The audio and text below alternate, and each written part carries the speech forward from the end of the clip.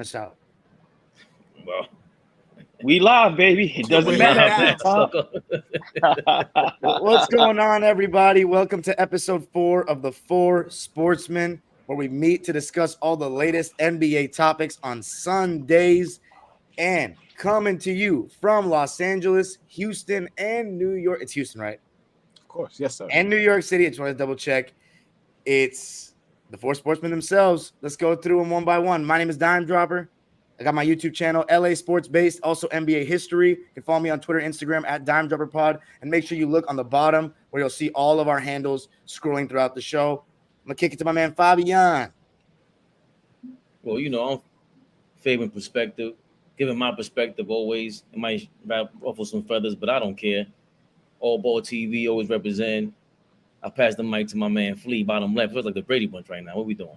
Big Flea, CO here, back at it again with y'all. Four Sportsmen, y'all. I love this. Y'all know how I do. Yes, sir.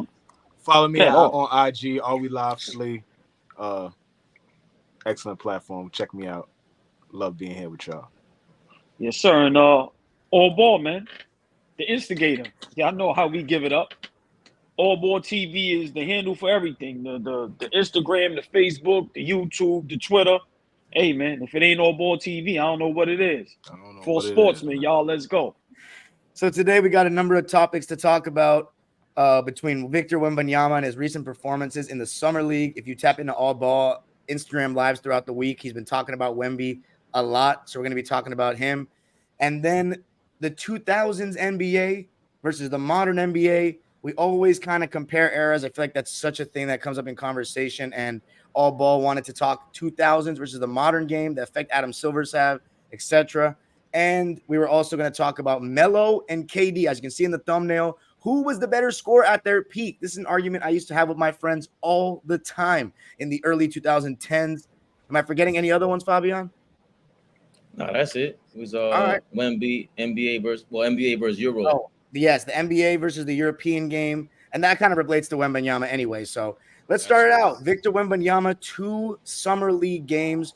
The first one, his stat line didn't look too good, but I still thought he was pretty impressive in ways. Then the second one, he looked impressive and his stat line backed it up. I guess let's go to Flea first. What have your thoughts been on Wemby, the hype around him, what you saw in the Summer League? If you watched, let me know. Or let the people know. I'm so happy to talk about this subject because I have been watching my OG2 kick Wemby in the back for about a week and a half now. So I'm excited to talk about this. First of all, this young man is going to be an excellent pro. So I want to start there. I think he's going to be an excellent pro. Do I think he's going to be a phenom? Do I think he's going to be, hit the ground running once the season starts? Absolutely not. But I think the 2 performances, although they were night and day, the first performance it looked like he was, putting his feet in the water, trying to feel out, what spots he can be effective on the floor. I think defensively, he's going to be fine. Once he figures out the NBA schemes, he's going to be even better. But you can see that he has a defensive feel out there. He's still, a hell of a rim protector. And once he gets an opportunity to feel out how to play in the pick and roll, how to play on, on pin downs, how to play guys who, who shoot the ball at a high percent, all those kind of things. Once he gets an opportunity to really feel it out, I think he's going to be a hell of a defensive player. On the offensive end, he's going to have to figure out his way. The NBA game, although they say it's not as physical, guys are just as talented as they were, overseas. So he's not going to be the only guy on the floor that's talented. So I'm not very hard on him, although a lot of guys are because of the hype. My expectations are a little more tempered. I'm just excited to see how he looks during camp. I want to see how he looks during the preseason. Those are the opportunities that I think we're going to get a better chance to see who he's really going to be for the Spurs this season. All Ball, you had a lot of facial expressions there. Let's hear your thoughts. Yeah. Well, I mean, Flea, explained that perfectly. I respect his opinion. I just don't see greatness yet. Like I said, I can be wrong. Flea's always mild-mannered with his. He doesn't never go over the top. So I gotta respect his opinion. Everybody else goes berserk. That's why I always have to play devil's advocate. I can't really do it Flea because he keep you right there. He don't jump out the window. A lot of people jumping out the window. His first game, he was terrible. I don't know how people say, well, I didn't see no flashes. Second game, he looked great. Now, him playing in the league he played in before the league, let's not forget, if you're the best player by far, let's be realistic. I don't care how tough they say it is to play over there. When you're that kind of prospect, they're not going to let nobody harm you or hurt you. So they're not going to play that tough with him. Like, we got to be honest about that. His skill set, we've seen it before. So now, can he be good? Yes. Can he be great? I don't know. I did see him do a couple moves where I see some flashes like, yo, if he could do this for 82 games, I see him do it behind the back, between the legs, in and out crossover at 7'5". That's crazy. But for me to believe that he's going to do that being guarded by a Draymond, a Anthony Davis, a Giannis, a LeBron, a Kevin Durant, the Aytons, like I said, I don't see it. I could be wrong. But I tell people, if the hype is there, this is what I want to see. And they bash me for this. I want to see Rookie of the Year. I want to see him contend for at least a playing spot. That's what I want to see. And he should average a double-double. If he's generational. I know that's tough, but I gave people a couple of examples. We've seen players with this type of expectation do those three things I said. I'm not saying you have to do all three, but I need one of those. We seen LeBron, KD, Kyrie. We did the list. Carmelo. Yeah, some of them guys didn't make playoff, but they made All-Star in 3 years. They made a playoff in 3 years. Some was Rookie of the Year. So, like I said, I bashed him for game one, but for game two, he looked impressive. But I'm going to say this, and I might be a hater. You're supposed to look like that when you're the best player in your draft and you're playing against your peers. I don't think he shouldn't have looked nothing less than game two. So that's just my opinion. But if I'm wrong, I'll come up here and say I'm wrong.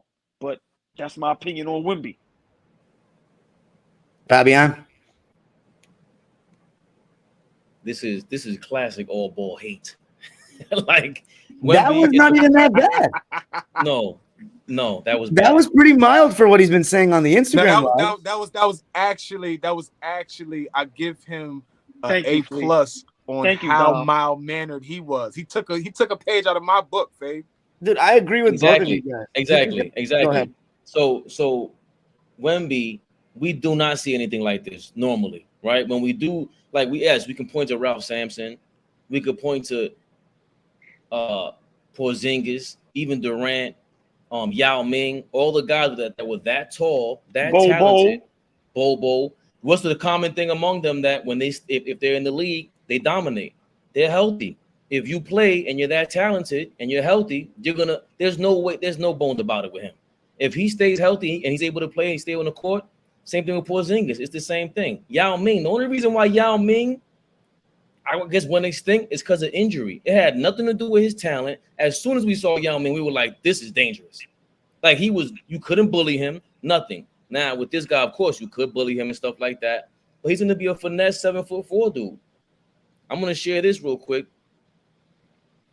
I don't know if you can zoom in, if you can see it. But these are the players that were 7'4" or taller that played over 400 games. These are the only ones. Mark Eaton, Rick Smith, Sean Bradley, Manu Bol, Yao Ming, Ralph Sampson, and Boban. I was going to ask about Boban. That's a crazy stat. This is a hell of a stat right here. Yeah, Fabian, man. Salute you for that. That threw me off. That's amazing. Now. Wow. That's a great stat, babe.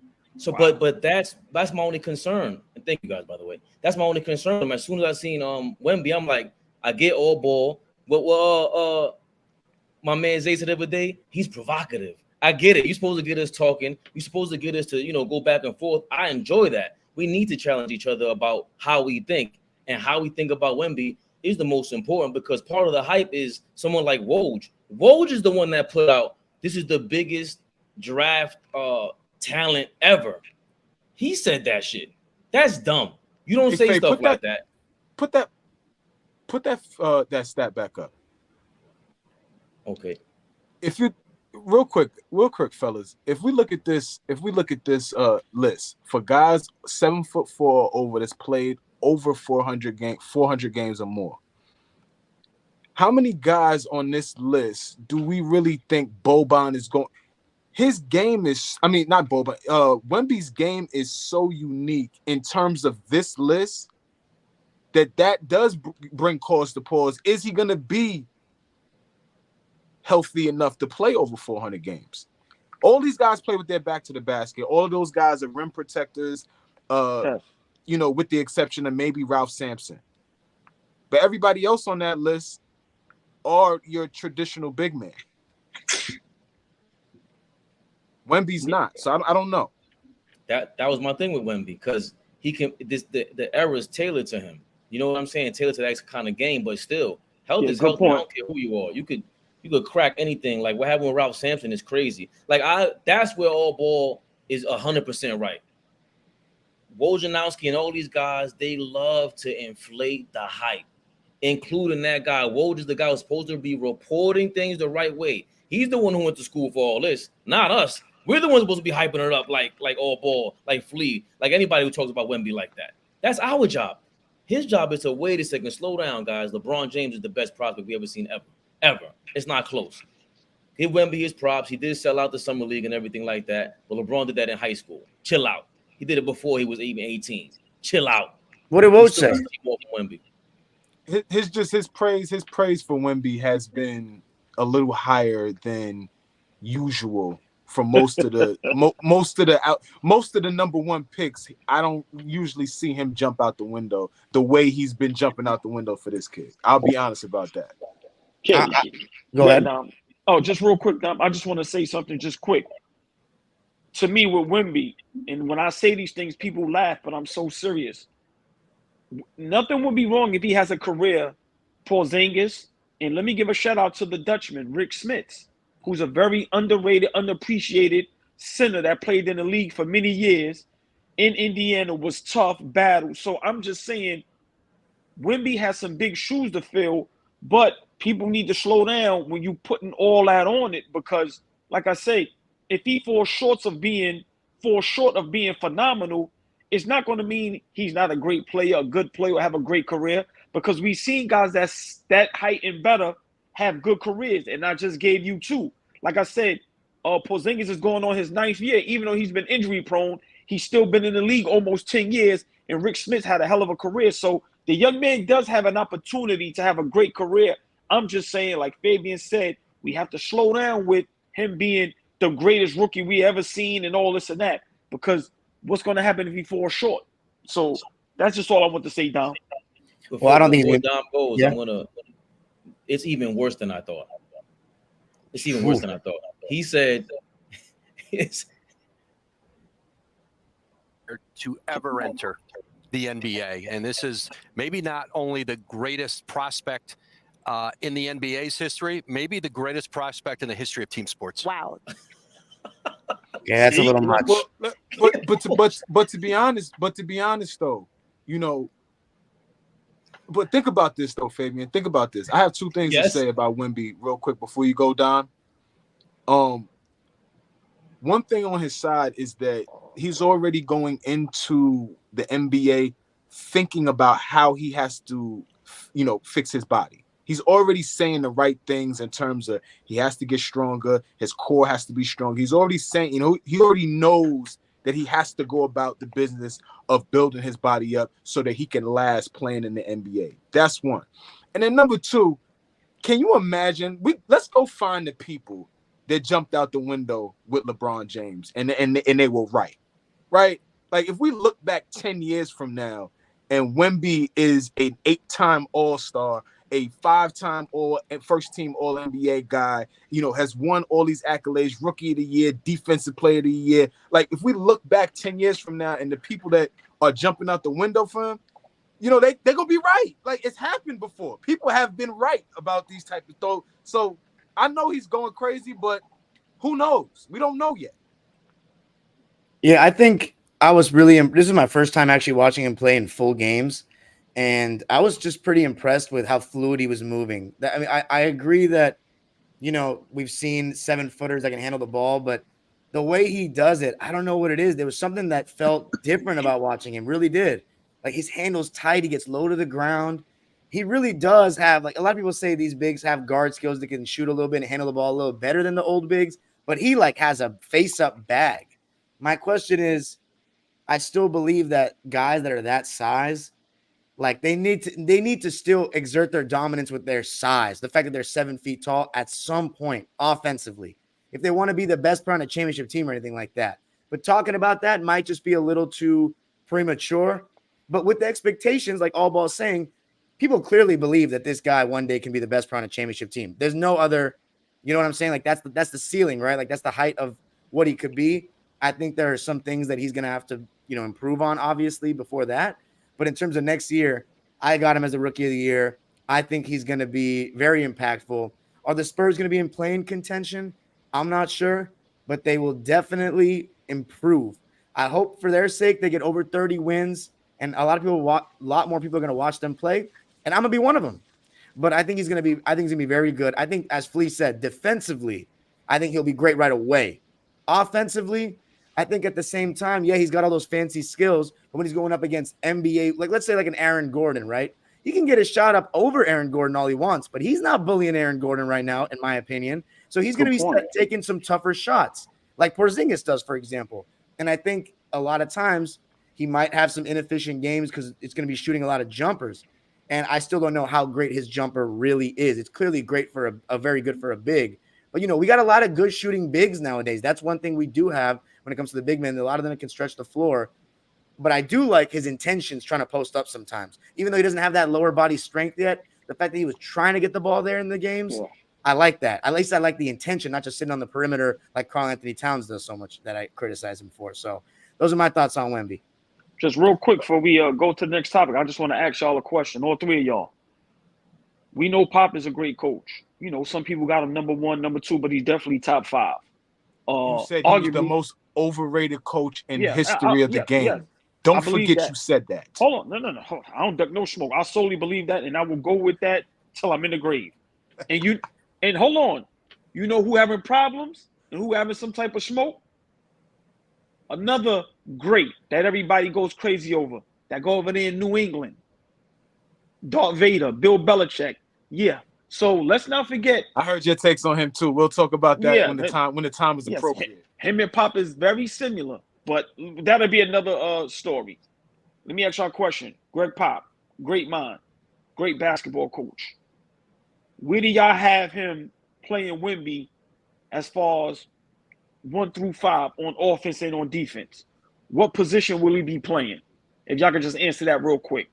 That's a great question. After watching the games, man, I'm honestly leaning towards him playing the 4 because I think he offensively can stretch the floor, right? So you're not losing spacing to me.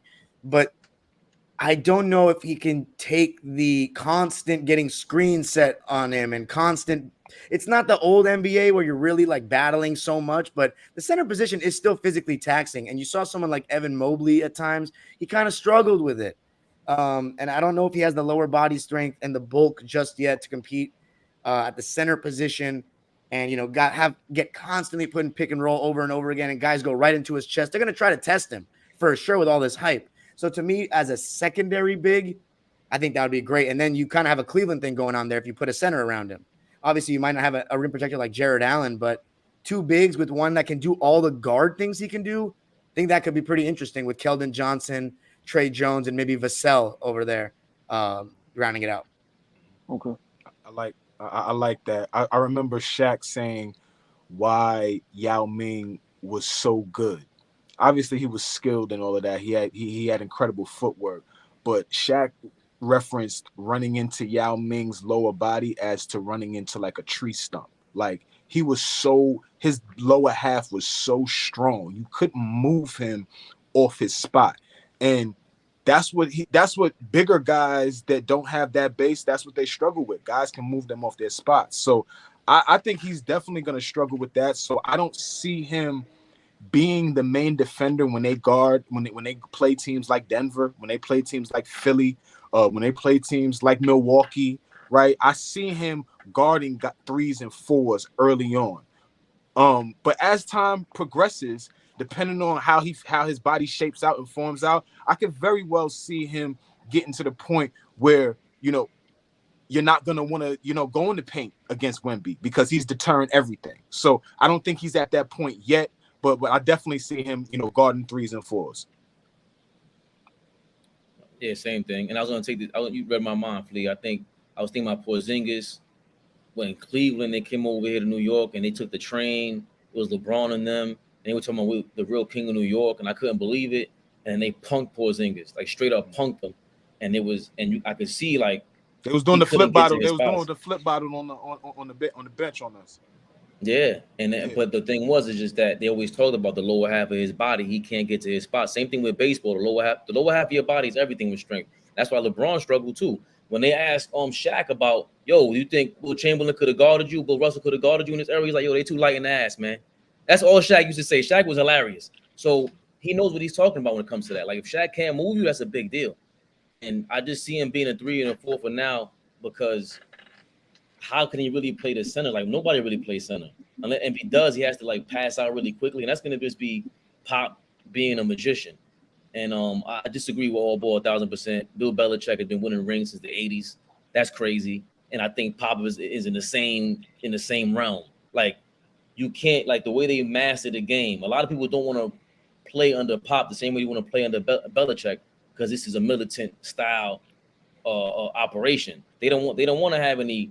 You're a millionaire. You don't want to have that many rules on you. So I think if anyone will figure it out, it's Pop or Spoelstra. Those are the only 2 guys I want to see matched up with a guy like that and ruin the game or change the game. I bet OG likes Bill Parcells and Larry Brown, right?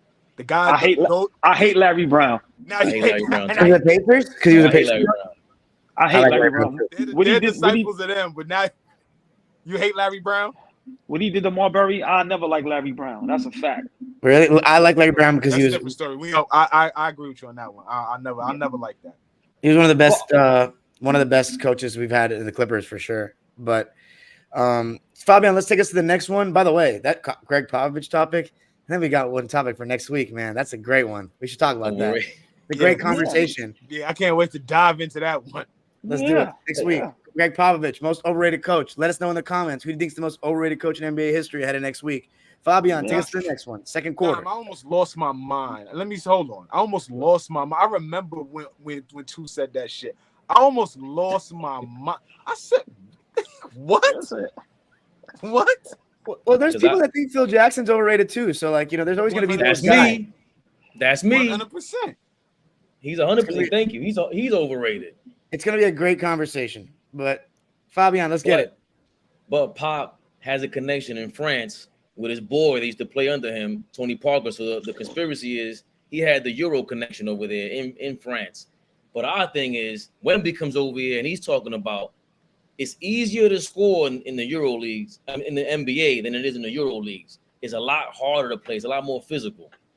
I want to hold off on all balls comment because you already know where he's going with it. Flea got to go first with this. I know where he's going. Yeah, you know he's going crazy. Flea, you got to tell me. You could break down like what if they're correct and why. Well, I think the only reason why they may be correct is because the game is a little more physical. And what I mean by that is they allow a little more over there. It's just the gameplay. It's really not about the player, right? It's the really rules. Not insulting the player, the American player. He's not coming over here and throwing his hand up to the American player like it's gonna be easier. But they are more physical over there. They do allow a little more pushing, a little more shoving, a little more handsy. You could be a little more handsy over there. You can't do that over here. And so with a guy like that who's playing 19 years old, his body hasn't filled out yet. So imagine him 2 to 3 years from now where he's 15 to 20 pounds of muscle on him, right? His base is a little stronger. He knows the NBA game. And now it's not as physical as it was when he was 19. Like he may lead the league in scoring in another couple of years. We don't know.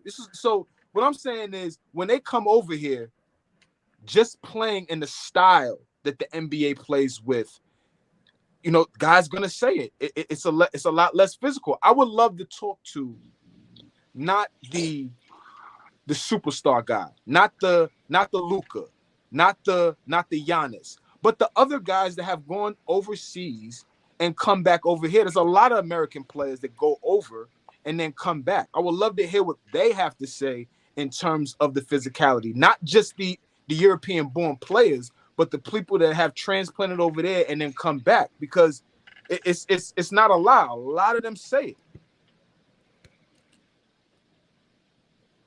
it. Y'all want me to go next? Yeah. We waiting on you too, because you always think it's disrespect. It is disrespect. Luka or Wemby wouldn't have said this if God rest his soul, the Black Bomber was in the league. To me, this is a disrespect. This is why it's hard for me to respect a lot of these players and say this person is the GOAT or this person is top this. Because they wouldn't have said this 10, 15 years ago. If Shaq was in the league, no one would have said that. Different league, though. I don't care. It's my opinion. If Barkley was in the league, I take it personal because I'm from here. So for them to say that, when? Where's the MVPs? Where's everything else at? For Wemby to say that and he hasn't played one full NBA game, it just shows the disrespect they have towards us. They're not better. They're great.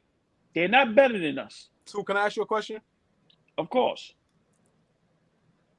After his first ballot Hall of Fame career, if Dirk Nowitzki came on the Four Sportsmen right now and told you that European style basketball is more physical than the NBA, how would you feel about his take? If Dirk said it after playing 20 years, excuse me. I would respect his take because, for one, he has an MVP. He has one of the most difficult run to win the title that we've seen. So I would definitely respect that from him because he was in the trenches and did it.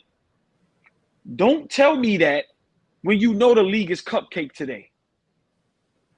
This is why the LeBrons, the KDs, the ADs, the Kyries, this is on them to show these guys, nah, it ain't sweet over here. But if Dirk or a player that played in the league 10, 15 years and played in that era, like, don't say that because you know you can say it. Dirk played against some guys, so I would really like to hear if Dirk would agree. But I guarantee you, but remember, that era Dirk played in, Dirk ain't going to say that. You know why? Because in that era, we was tough, man. You kidding me? Different. It was different. Right. But like Dom said, it's a different league. Right. It can be a different league all it wants. But a player that played 2 games in the summer league says that, that's a problem for me. I don't care what nobody say. You're never going to change my mind on that. When you put it like that, too, I can understand. Yes. After 2 games, I got you. Yes, that's that's all I'm saying. In that, and also before Fabian go, all the rookies and the sophomores and the guys that's gonna be in the league, because of course we know, it's unfortunate everybody in the summer league is not going to make a team. Hopefully later on down the line they'll make a team and have a great career. Those guys should take that more personal than anything. So let's see the number 1 through all the picks, 2 through whatever. Let's see how personal they take that when they play against San Antonio, because that young man might have just put a target on his back. But that's my take on that. You want to get on this, Don, first? Sure. I'm gonna have to disagree with AllBall on this. I think, although I understand where you're coming from with I don't like Wembanyama saying it because he's literally never played a game, but I think Luka proved what Flea said was true, and it's not just the physicality aspect, because one, we saw our USA team last Olympics lost a game, which to us is like never supposed to happen, right? You could see they were struggling a little bit in international play, and KD had that quote, this skill is unmatched, but he said that to combat, but people were talking about this more. And it's obviously partially because the world is just producing more basketball talent now than ever before. But I really think because of the way the game is officiated now, the easiness with the perimeter players, especially like 2 years ago when it was at peak foul baiting, James Harden and like all those guys, they weren't prepared for a game that you can play a real zone with no defensive 3-second violation. That's massive. You can camp in the paint. You can't do that in NBA anymore. So these things really matter. Like Giannis said, you can get more creative with the defense in that way. Giannis was not even talking about the Euro League. He was talking about FIBA when he was playing other NBA players last summer. So, and AllBall mentions Kobe, and I'm really happy you mentioned him because before Kobe retired, he was also criticizing our players and saying that the way the game is taught, he wasn't really talking about officiating, but he said the way the game is taught out there, they're more prepared to play a fundamental style, which I think that the Euro League is. I think the NBA now is so catered to offensive players that if you've got game like that, like a Luka, hell yeah, it's easier to score. If you're a role player, maybe not, because the length and the athleticism of the NBA players is definitely the best in the world. But I think Luka kind of proved it in the fact that he was averaging like 15 points I don't know what he was averaging when he was 18 in Real Madrid, but he literally averaged almost 30 points within 2 or 3 years, and he does it easily. I don't think what Luka has done in the first 4 seasons of his career, 4 or 5, whatever it is. Now we could talk about winning later, but just what he's done as a basketball player needs to be talked about way more. Like he's been impressive. I don't care what he's been impressive. Agree. Like, I also think the talent of NBA players with the amount of shooting that we have also makes the space easier than maybe the EuroLeague guys. I mean, I can't really compare because I don't watch too many of them, but I would assume they're not as good as shooters as our NBA players. We're the best in the world here. So you give Luka these kind of shooters or a great player these kind of shooters, they work in one-on-one with less physicality than in the 2000s. So, they're scoring whenever they want. And I'm not saying that's going to be with WEMBY, but I think facing up with space will be easier for him in the NBA than in the EuroLeague, to be honest. I think we talk about Luka enough. I think he gets enough props. They compared him to Larry Bird. They messed up and compared him to LeBron, and we finally figured out he's not quite Larry Bird. He ain't no damn LeBron. We already just look how they hyping Wemby up like he's the best prospect of all time, and just forget about LeBron like that. That was crazy. So we talk about Luka enough, but Luka, Joker, Embiid, Giannis, these are the constant 4 MVPs the last 3 or 4 years. They invaded. It's over. I think you just don't want to hear you don't like what you're hearing, AllBall. Listen. But we're talking rules, not just who's more talented at the top of the league. Not just who's talented, but they're the ones like these are the best in our league saying that over there it's tougher to score. That's all they're saying. It's a little bit, and they also said that it's way more talented over here.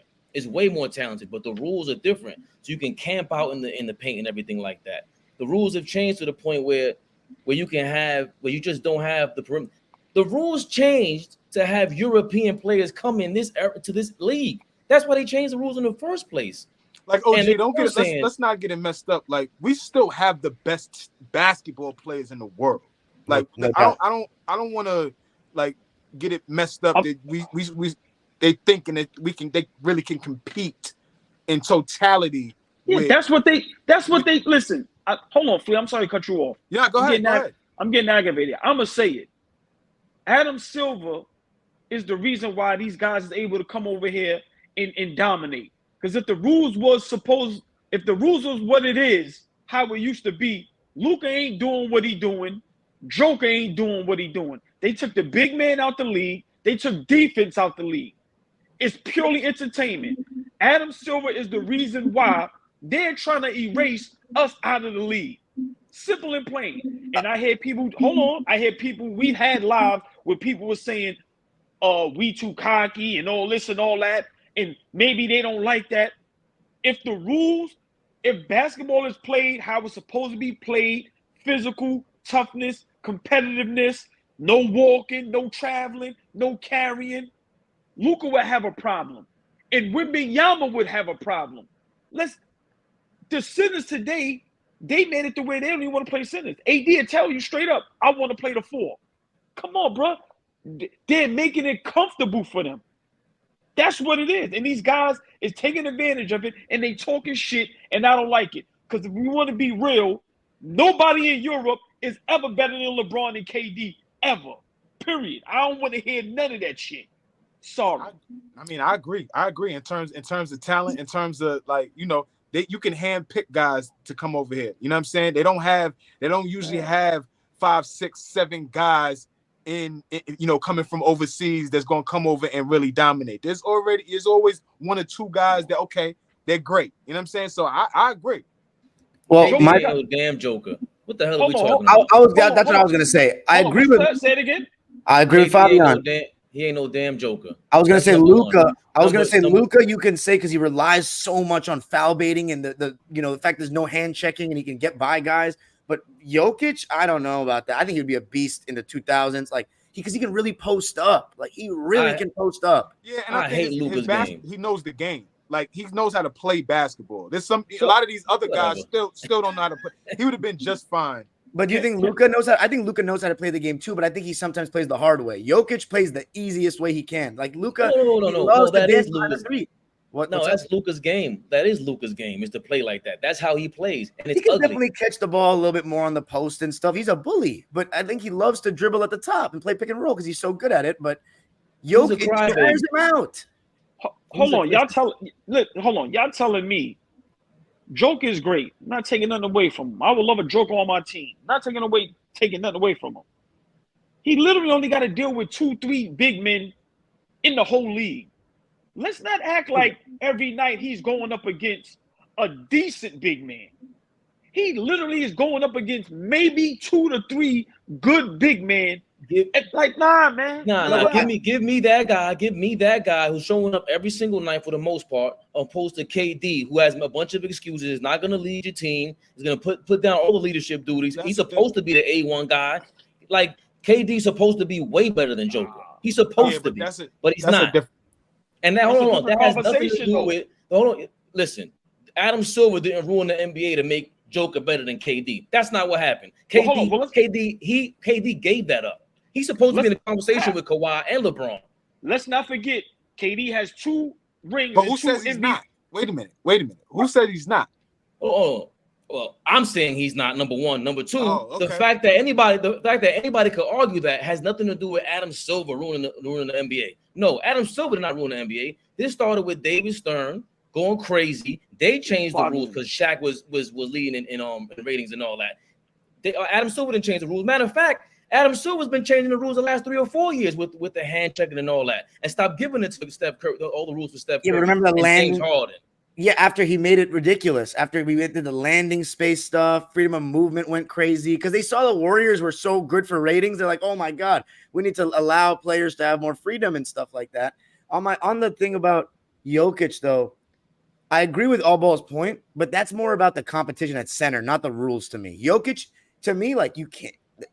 There's no hand checking involved when he's posting up. You know what I'm saying? And honestly, I'm not going to lie.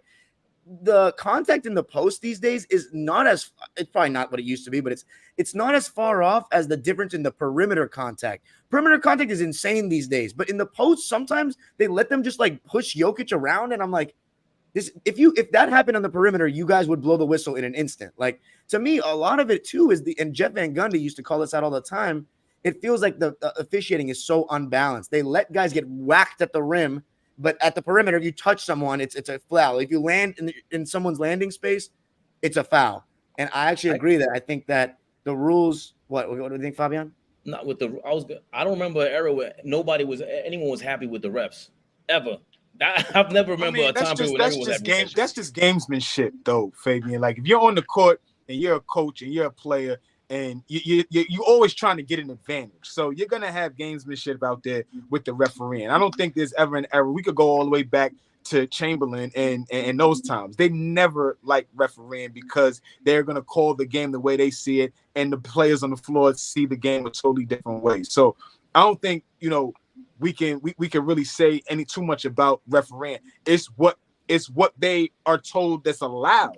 Right, it's the rules, it's the gameplay that's being put out there and how they dictate what happens on the floor. So if they I can't see Jokic not being good against Alonzo Mourning and Dikembe Mutombo too. I can't see that. No. I'm not saying he won't be good. Remember, the first thing I said I would love a Joker on my team, and I'm pretty sure he would be good. I'm not saying he won't be good, but I'm saying just imagine every other night you're playing against a solid defender. They don't even have to be great. I'm saying in today's game, nobody prides themselves on defense. Literally, like no one even cares about defense. What about your boy Drew Holiday? All right, but he's a guard. I'm saying as far as big men, you may have a Rudy Gobert, who, in my opinion, is very overrated. You still have a Jared Allen, but what I'm saying is, hold on, those guys play center. You have Anthony Davis. I'm being honest. Joel Embiid is not a great defender. He doesn't pride himself on defense. Like none of these dudes is deep. Brook Lopez a good defender. So I'm saying we can't even name 5 guys that Joker would have to go up against night in, night out. That's just a fact. But you keep blaming Adam Silver. That's my problem. He didn't start this. He's trying to figure out a way out of this. Remember, look, there's no way we could blame him when David Stern never had to deal with this. His star of his league, he worked with him. He worked with Michael Jordan with these McDonald's commercials, Gatorade commercials, and all that. LeBron went against him. The decision. He didn't want the decision. He even called up ESPN and tried to get it canceled. He hated it because a player was in charge. That's what the rumor was with David Stern. He hates all this shit. Adam Silver had to deal with all that. And it's funny how David Stern had to retire and just, God bless him. He passed away and everything, but he didn't have to deal with all this. Now that LeBron's kind of getting out of the league, Steph Curry's getting older, you see they changed the rules up, the CBA rules up. They're going to have less rules in favor of the players. I think everything's going to change now, especially with the Wembys, Jokers, Giannis, and Joker. These are the top 3 or 4 guys in the league. They're all big men. So maybe with the NBA that you want is coming back around. It just so happens that Adam Silver has to deal with all this bullshit. But I don't think he ruined the league at all. Well, that's a good. Go ahead, Flea. No, I just wanted to, before we moved on from it, I just wanted to ask Tu and the rest of the panel to kind of think about this for a second. Tu really gets upset at the fact that Joker doesn't have a lot of guys to compete against night in and night out, right? In a time where there was a time where the center position was so stacked. But when I think about when Shaq was at the height, his prime, when he was winning championships, right? Shaq was literally the only center in the NBA that was good. He was here and everybody else was down here, right?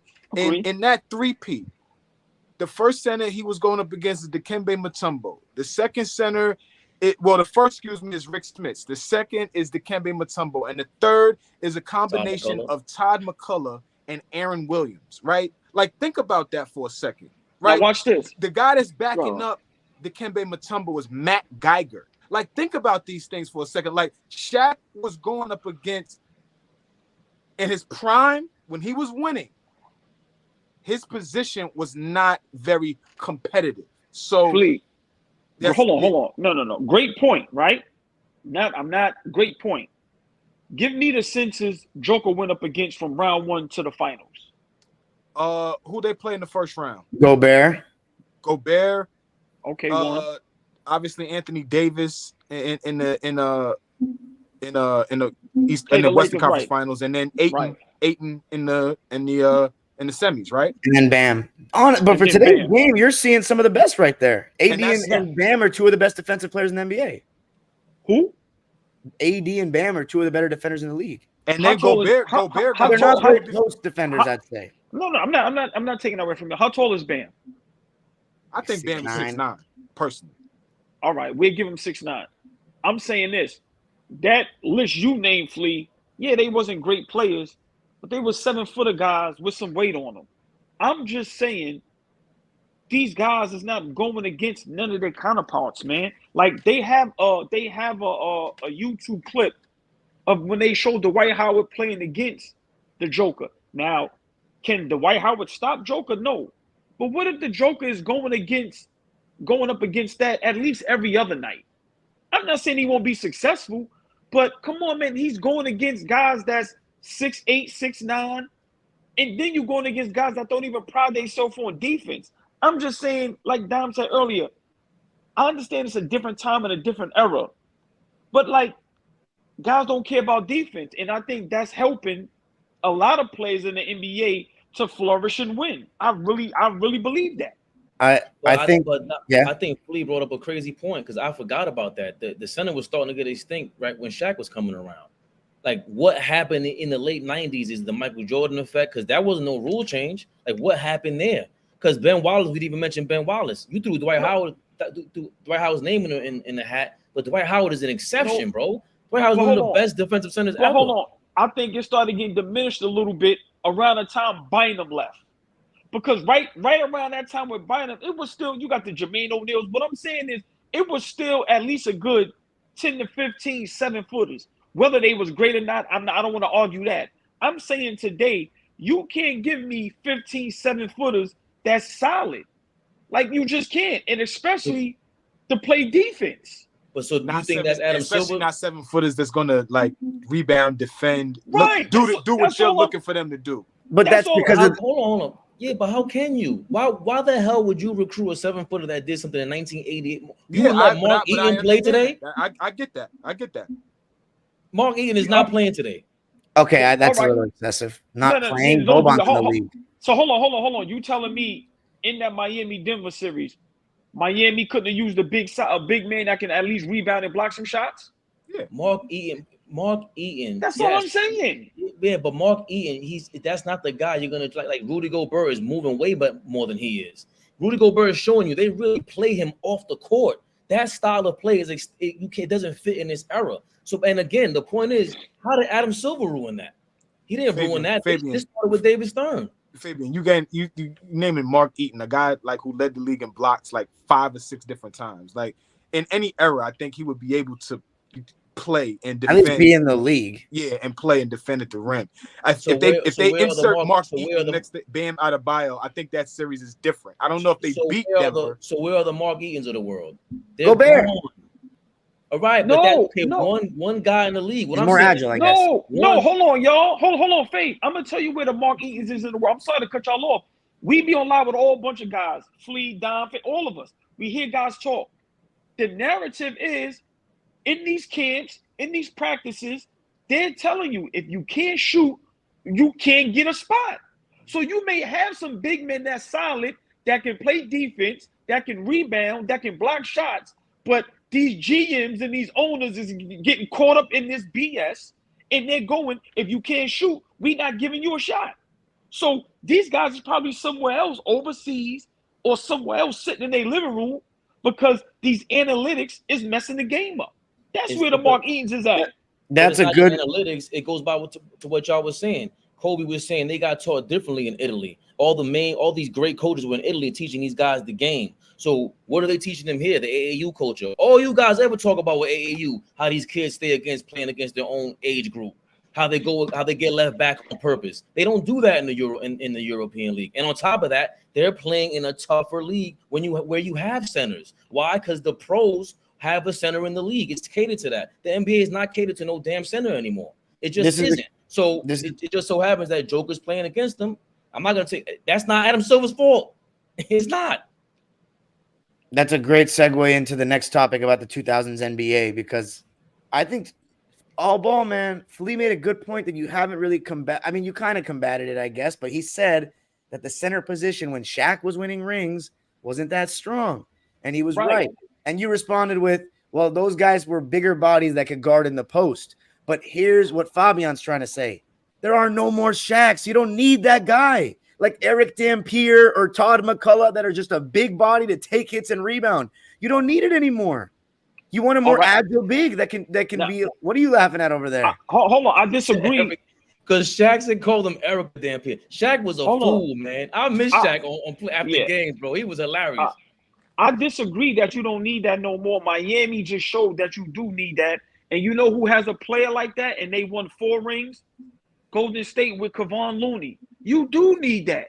He's not posting anybody up, though. He's on the glass. No, it ain't about posting up. It's about being a big man and doing the dirty work, the rebounding, the block shots, the offensive rebounds. Going down there doing the dirty work, guarding the big man.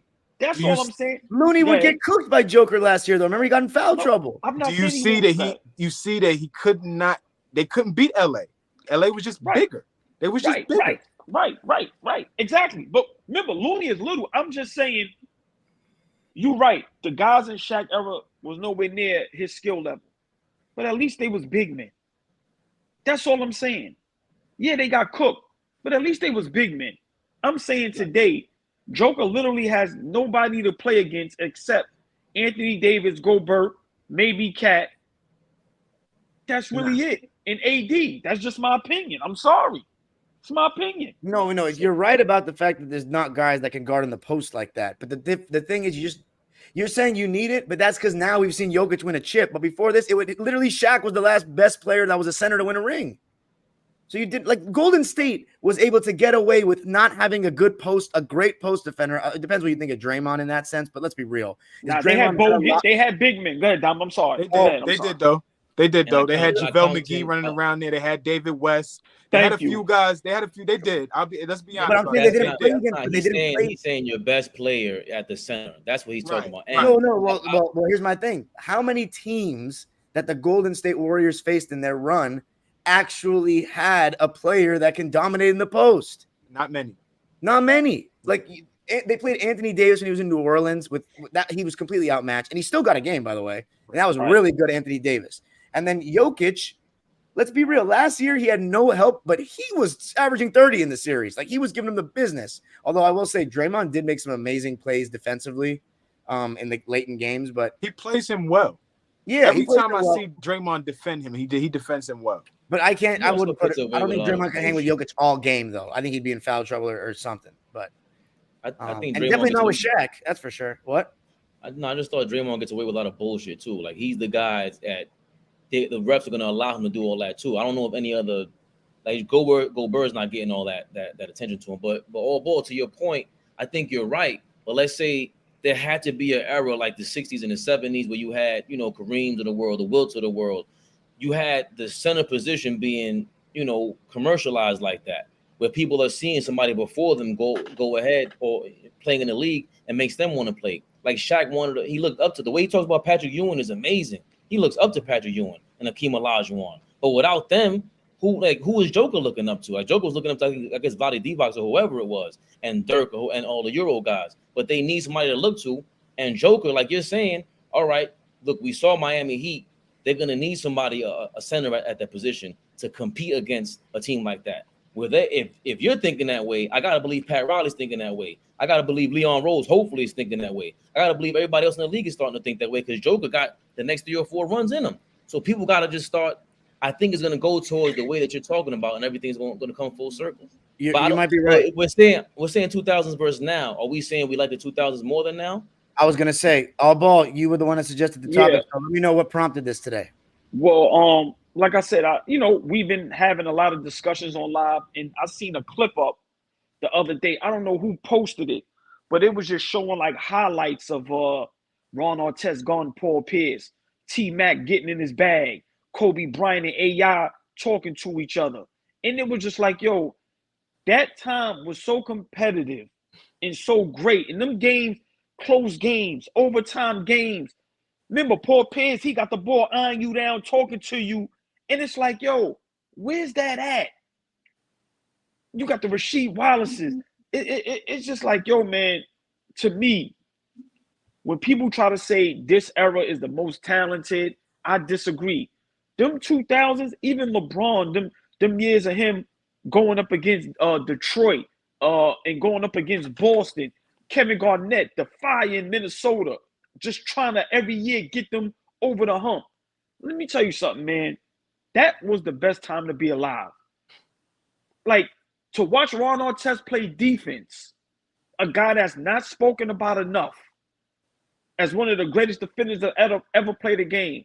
Listen, man, to see guys be able to show their offensive skill set against great defense, listen, man, there's nothing like it. And today, as talented as these guys are, it's no defense, man. Like, we watch the games.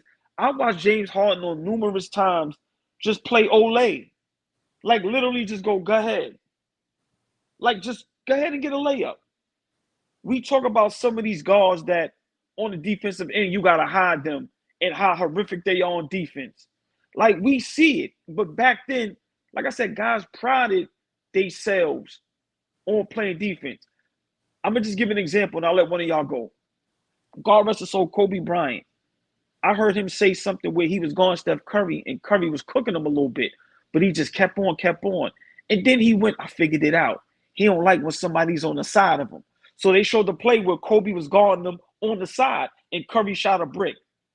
Where's the details out of that today? Where does a player but Flea, I get goosebumps when I think of that, bro. Listen, that gives me goosebumps because y'all know how I feel about Kobe Bryant. But you're not going to find a lot of guys that are invested the way he was on the defensive end. That's number one. But I feel what you're saying, OG. Like, I think the biggest thing with the 2000s versus now, right, is I don't want to confuse talent and competition. And what I mean by that is, yes, this era is extremely talented, right? You go through the 450 guys that's in the league. Yeah, there's some guys that are borderline good, but for the most part, guys are skilled, guys are good, guys are playing at a really, really high level, right? But what I think changes between those two eras is competition, wanting to compete against your guy. That era that we talk about, the Kobe Bryants, the Allen Iversons, Vince Carters, Tracy McGrady's, that's the real last era that didn't grow up with each other, right? Everybody didn't play AAU together. Everybody didn't grow up for a 5 to 8 year span. Michael Porter Jr. and Trae Young grew up together, right? They're like best friends, right? At some point, they're going to want to play together. These guys didn't do that. The only time I saw you was at ABCD camp, one time a summer. Anytime I saw you was at 5-star. That's once a year. Anytime I saw you was McDonald's game. You know what I mean? That type of shit. We didn't see each other all year long and build these relationships. And now when we get to the next level, you still my man, but I don't know how to differentiate competition and friendship, right? These niggas was competing and didn't really know each other like that. So that's the biggest difference for me. Yeah, that was really well said. I mean, I'm not gonna lie, guys. This is a tough one for me to talk about because I grew up in the 2000s. Like, these are my heroes. These are the guys I looked up to as a kid. Like, for you guys, some of you was Mike or whoever it may be, Patrick Ewing. But these guys, Kobe, even LeBron, McGrady, like, these are my first jerseys, my first games. And there's always a level of like nostalgia for someone like me who, like, my childhood heroes are gone now. Like, they're all retired, basically. Only LeBron is still around, really. But people call me like I'm too nostalgic. I'm an old head now. I'm fucking 24 years old. How can I be an old head? That tells you that much has changed, though, in the league. So I'm telling Fabian, right? The reason why I brought up that conversation a couple of weeks ago about LeBron's Defensive Player of the Year candidacy and Marc Gasol that season is because the NBA League Pass app. So if anybody's listening to this and has NBA League Pass, you can go back all the way to 2012-13. That's the latest you can go back and watch any regular season game from that time. And I'm watching these games, man. Lob City, Kobe, Knicks with Melo, LeBron in Miami, Memphis, San Antonio. Crazy. And I'm looking at these regular season games, random games in November, and I'm like, these guys are competing on defense like this. I'm not just saying shit, right? Ready to I'm not just saying shit. There really was a different pride on a night-to-night basis. And I think it goes even past the players, the organizations with the load management and resting their players and not prioritizing wins in the regular season. That's really killed everything more to me than anything because we have so many meaningless games. That's why Adam Silver wants to do this in-season tournament. But it's like, it's just sad that we're talking about like guys like Zay or Mel in the chat will say everything gets better with time. Maybe the talent, as Flea said, but the product, like, I would be lying if I said I think this is better. And it's not just because I grew up with that. Because when I turn on the TV and ask my parents who's playing, now I ask them who's not playing, who's sitting out tonight. It's a different level. It's a different level, man. And just, I mean, you know, you guys are right. It's the guys like Pierce, like Garnett, like Dirk, like Kobe. Like, these guys were just a little different, but I also think the league culture is rubbed off on these guys. Like, for example, LeBron was not a guy that load managed or anything his first 15 years, but now, although LeBron's a bad example because if anybody deserves to load manage, it's somebody like that. So let me think of someone, who's someone else I can think of. Like, I don't know, honestly. James, like, okay, let's use James Harden. Nowadays, he actually is pretty available, but they will rest him, and everybody will even sit. Kevin Durant. They will. Well, no, I was trying to think of somebody who came in the early 20s. Let's give it someone like Paul George, for example.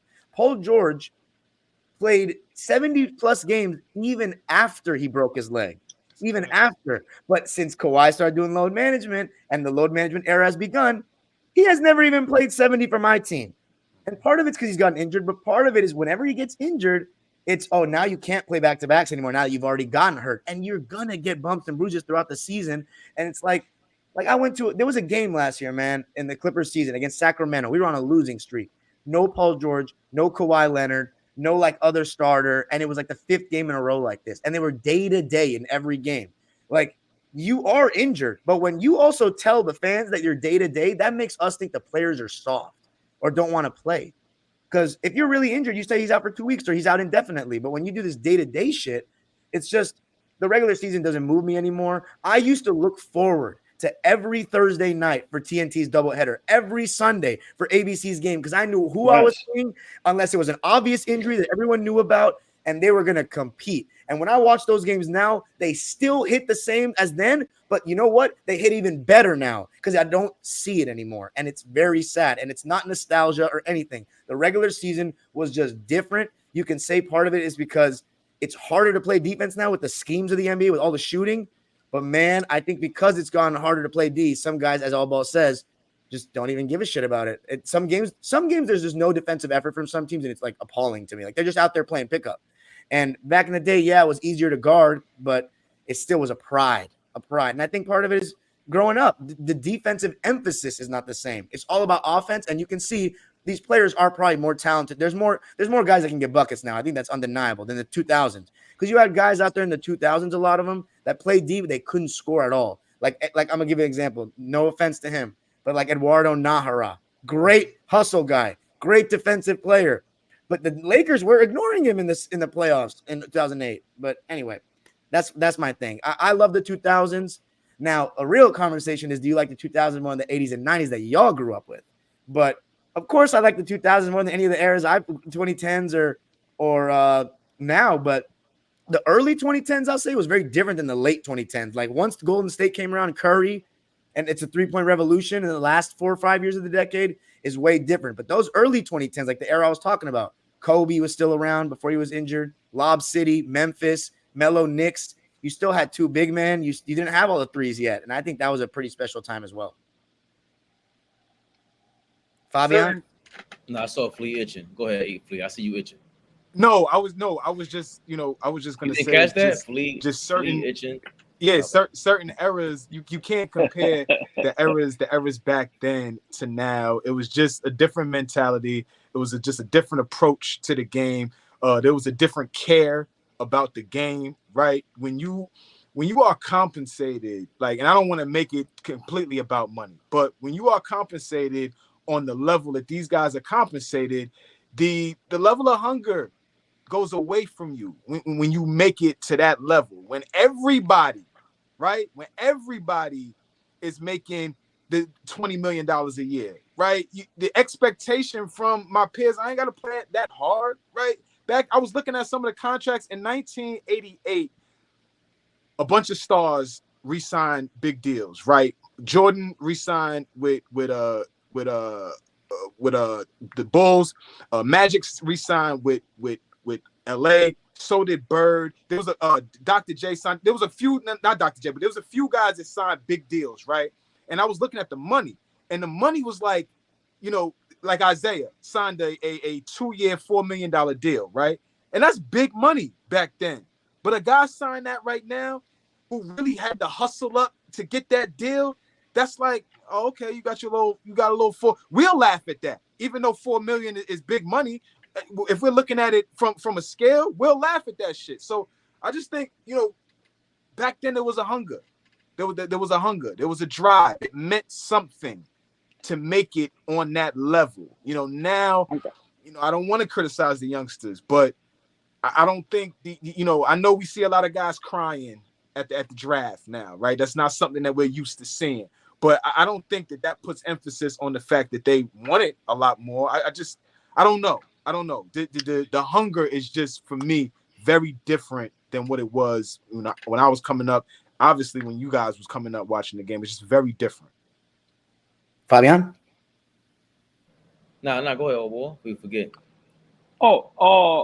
I was just gonna say, just an example. Dom, I love your rant. I see that got you hype. I like that. Flea, what you just said made a great point, right? But let me just say this. Pause. If something is in you, it's in you. A guy like Pat Beverly, he ain't got to play hard. He ain't got to do what he do, but it's in him to be competitive. These dudes have been brainwashed to where they don't have to care. Listen, man, I don't care if you sign for $2 million or $100 million. Your mindset is always supposed to be compete. When we watch these games sometimes, these dudes ain't even sweating, man. Like that's what I really be looking at. Like, yo, the game is over. They're not even sweating. Like, literally. Like, when the commentators going, yo, so-and-so, you just had 40. It's double overtime. They there. They not tired. No press. No nothing. They just, no sweat. I'm just saying, I just wanted to get back to being competitive, man. I want to be able to see somebody at their full strength go crazy on somebody at their full strength on defense. I'm not saying Kawhi and KD got to guard each other for 48 minutes, but God damn it, y'all need to guard each other for at least half the game. That's all I'm saying. When we watched them series of the Lakers in Sacramento with Chris Webber, and when they couldn't get over the hump, but you gonna tell me Chris Webber ain't give it they all? Like, that's all I'm saying. I just want to see great basketball. I don't want to see guys getting 70 and there's no defense. No, I don't want to see that, man. It's bad. And I don't know if Adam Silver ruined it. I don't know who ruined it. But these guys need to start digging deep. You have the money. Your future secure. Compete, man. Compete. You mentioned Patrick Beverly. I'm actually happy you brought him up because I don't want to act like there's nobody with this old school mentality in the NBA today. We still got some diamonds in the rough, and Patrick Beverly, that's part of the reason why, I mean, we loved him so much here, man. Like, he really showed me he fucking cared. And I want to see someone compete every night, and that's why we loved him. And I'll always thank him for that. What's going on? Sorry. No, I just think that those eras, the 80s, the 90s, the early 2000s, those eras, you could get a job being a defender, right? Bruce Bowen stayed around a long time because he could defend one of your best perimeter player, right? 3 and D. He's one of the original 3 and D guys. Yeah. Like that corner three, that three in the corner. He would camp out there all day. Right. So he's one of the original guys. So I just think those eras too, you could get a job. You could be Charles Oakley and stick around for 15 years and not be the greatest shooter, not have the greatest skill, but be a rebounder and defend. Nowadays, it's hard to get a job just to do that, right?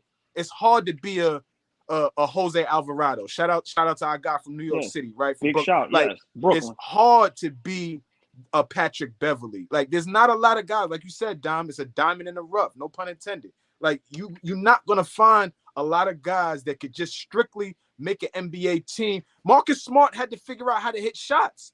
He couldn't just be a defender. He had to figure out how to hit shots because guess what? If he was just going to be strictly a defender, he might not get a lot of the minutes that he got, or he may not even be in the league. He had to become. So it's not a lot of guys that you could find that just strictly defend and can't do anything else. And that's a big difference too. Okay, Fade. I just think it's a combination of stuff, and I like what y'all said. Even with the Bruce Bowen thing, we got to remember too, there's no big men in the league, so it's kind of the rules changed, and now because of that, there's no big man in the league. So how the hell are you? Why would you play defense? I got to play defense 2 or 3 more times like this, let alone the fact that they don't even play defense nowhere, like not even half as explosive or as intense back in the day. Now there's no big men there, so it's even harder to play defense. They're not going to do that. Another thing to me, we didn't have league pass into the 2000s.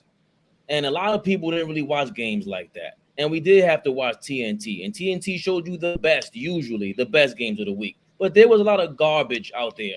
I hate to break it to y'all. The Knicks were trash in the 2000s. The Cleveland Cavaliers were clearly trash after draft LeBron James in the early 2000s. The entire Eastern Conference damn near was trash. The Western Conference was dope until like the last couple years. So I think some of this stuff is a little bit, I get it. It comes with expansion. And the rule changes. NBA's never expanded in my life, by the way. In my time watching basketball, it's never been expansion. Yeah, but 30 teams since I started watching 18 years ago. I know, isn't that crazy? Wow. But they're talking about expanding again. I know they are, but I'm just saying that's not what affected this era of change to me. I'm talking about the late 90s and 2000s. T-Mac was by himself in Orlando because Grant Hill was supposed to join him. He got hurt. Orlando was trash after Shaq and Penny left and got hurt. Like, there was a lot of trash teams too, and not all of them were trying. I'm sorry, they were not. T-Mac was just talking about how he went to the Knicks and he looked at Al Harrington. He was like, "Yo, we can make the playoffs, dog." And Al Harrington laughed at him, like, "Yeah, okay." He said 5 games later, he was like, "Oh, that's what he was talking about. That culture is horrible over there." The Knicks were not the only team that were garbage like that, and that was 10 years ago. So trust me, T-Mac, like there was a bunch of garbage going on. We just couldn't focus on it because there was no Twitter. Internet just came out, and there was no real league pass, and people really didn't watch like that. Like nowadays, I think people want to chat more than they do want to watch the game. I will be completely honest. That 99 to 2003, that little 4-year stretch, it wasn't the greatest basketball. Let's be honest. Like, it wasn't the greatest basketball. There wasn't a lot of guys that was just uberly talented. You know what I'm saying? As soon as that 2003 draft happens, Braun, Melo, D-Wade, Bosh, then we usher in a new chapter of basketball. Things change. But that little gap right between there, you're right. It was some bad basketball. And I'm glad you said that, because I always told Diamonds the early 2000s. No, it was the mid 2000s. Once LeBron and D-Wade got in there, it changed everything because AI is still there. Kobe, remember, what we going to talk about, Flea? The biggest piece missing that nobody ever talks about is the fact that, forget every other injury. I'm sorry, Derrick Rose. I'm sorry, whoever else, Ralph Sampson, whoever. The biggest injuries in my mind ever is Grant Hill and Penny Hardaway. Those injuries changed the league forever. Yes. Because if they're there, we talking about, Flea made this point before. Grant Hill was the first rookie to get voted the number 1 All-Star spot. He had the top All-Star flat out. Yeah, facts. So now he's All-NBA. Penny Hardaway these are the 2 top premier stars in the league. Fuck Shaq, forget Kobe, all of them. Nothing was bigger than them. You took those 2 guys out of the league. Why do you think David Stern got in such a rush to say, damn, I gotta change the rules up? We missing Jordan. Jordan comes back, but what if he's gone again? They had to change the rules to get more perimeter players. I think, if hindsight's 2020, I think he bugged out. I think he got paranoid, and I don't know why he forgot that, hey, if Jordan came out, Grant Hill came out, the talent's gonna be there. I think he rushed to judgment, and he changed the rules, and he was too quick on the trigger to try to promote the game internationally. And now that 2004, that mid 2000s era, hopefully we get back to it. But you're right, Flea. That was the era. That was the era. 99 to 03 time. It was, it wasn't the greatest basketball. Right. In that era, wasn't the one of those was the shortened season, right? So that's the 99. So the 99 season, we make the finals. But then, we lost to San Antonio, right? Right. But then the next 3 years, LA wins their 3-peat. Now I ain't trying to discredit Shaq and Kobe, but that era, it wasn't. Yeah, good point. So we won. It wasn't the greatest. Good point. I mean, great point. It depends what kind of ball you like. To me, there's a lot of people I think AllBall. He sounds like he likes those 70 to 80 games. Yeah. Listen, man. Like I said, everybody made great points. What Fabian Flea just said, I agree. But I'm just saying, like I said, in those times that we're talking about, man, it was just competitive, man. Like no other. And like I said today, when we watch these games, we see why guys is getting 40 and 50. I'm not saying they wasn't doing it back then, but when they did it, they sweated. It was much more rare though. 40 games. Yeah, like today, today, how many guys is averaging 30? It was most since the 60s, where the pace was like out of control. But I think Flea always made that point about the Eastern Hemisphere, the other side of the world. They don't give a fuck about being a star like that. They really don't. It's us that want to be on Instagram, and I mean, these are kids we see on Instagram all day long. 4-year-olds, babies, parents trying to make their kids like Macaulay Culkin. People watch Melo probably don't even know who Macaulay Culkin is. You know what I'm saying? Like, they really want a Hollywood star out of their kid, and it's like, don't get me wrong, yo, we keep shouldering the blame somewhere else, putting the blame somewhere else. We got to start taking this blame, man. It's us. We're the ones that with the internet came in our era. We were still in the playground, and we had the internet at home. These kids don't have a choice. I think it's up to us to really show them, like, yo, man, stop. Like all always saying, yo, you got to play against somebody older than you. How you gonna get better? How you gonna learn? Like, yo, somebody's stronger than me. Like, somebody's really gonna, as a man, not for nothing, but if somebody's stronger than you and you feel it, you go, hold on, I'm gonna do my fucking push-ups. Like, that is the most challenging thing ever. And I don't think these kids really feel that way. They really don't. I'm gonna just say this before we move on. I don't know if I agree with you, Fabian, on the whole. There was a lot of trash back then. I mean, there's going to be bad games in the NBA, but it's just the effort level to me, and that's the major thing. Like, I would legitimately rather watch the trash ass Sonics team with Ray Allen and Rashard Lewis than some of the fucking national TV games I watch. They were not trash. Okay, when I started watching, they were kind of trash. In 05, they made it to the second round, but in 06 and 07, they were in the gutter, and that's why they traded Ray Allen. But when guys like Jamal McGlure are making all-star teams, that lets me know that what year the was that? competition level isn't the greatest right now, and we need, it's time. LeBron, Melo, we need you. Like, respectfully to Jamal McGlure, but come on. Fair enough. Wait, time out. Can I counter? I got to counter. We gave Mike Conley a sympathy MVP 2 years ago, and in 2015, Kyle Korver made it, and he's a great shooter.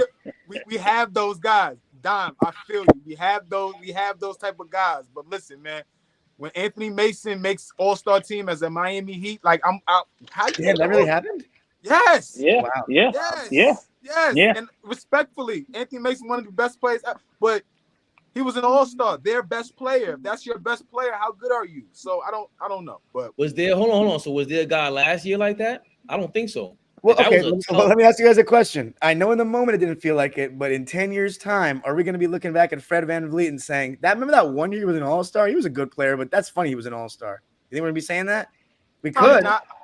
Somebody would have to remind me that Fred VanVleet was an all-star 10 years from now. Yeah, that's a fact. Remember, Flea asked last episode, Flea asked, should Fred VanVleet be the starting point guard for the Houston Rockets next year, bro? Yes, we're gonna say, what the hell was he doing in the All-Star game over Trey Young?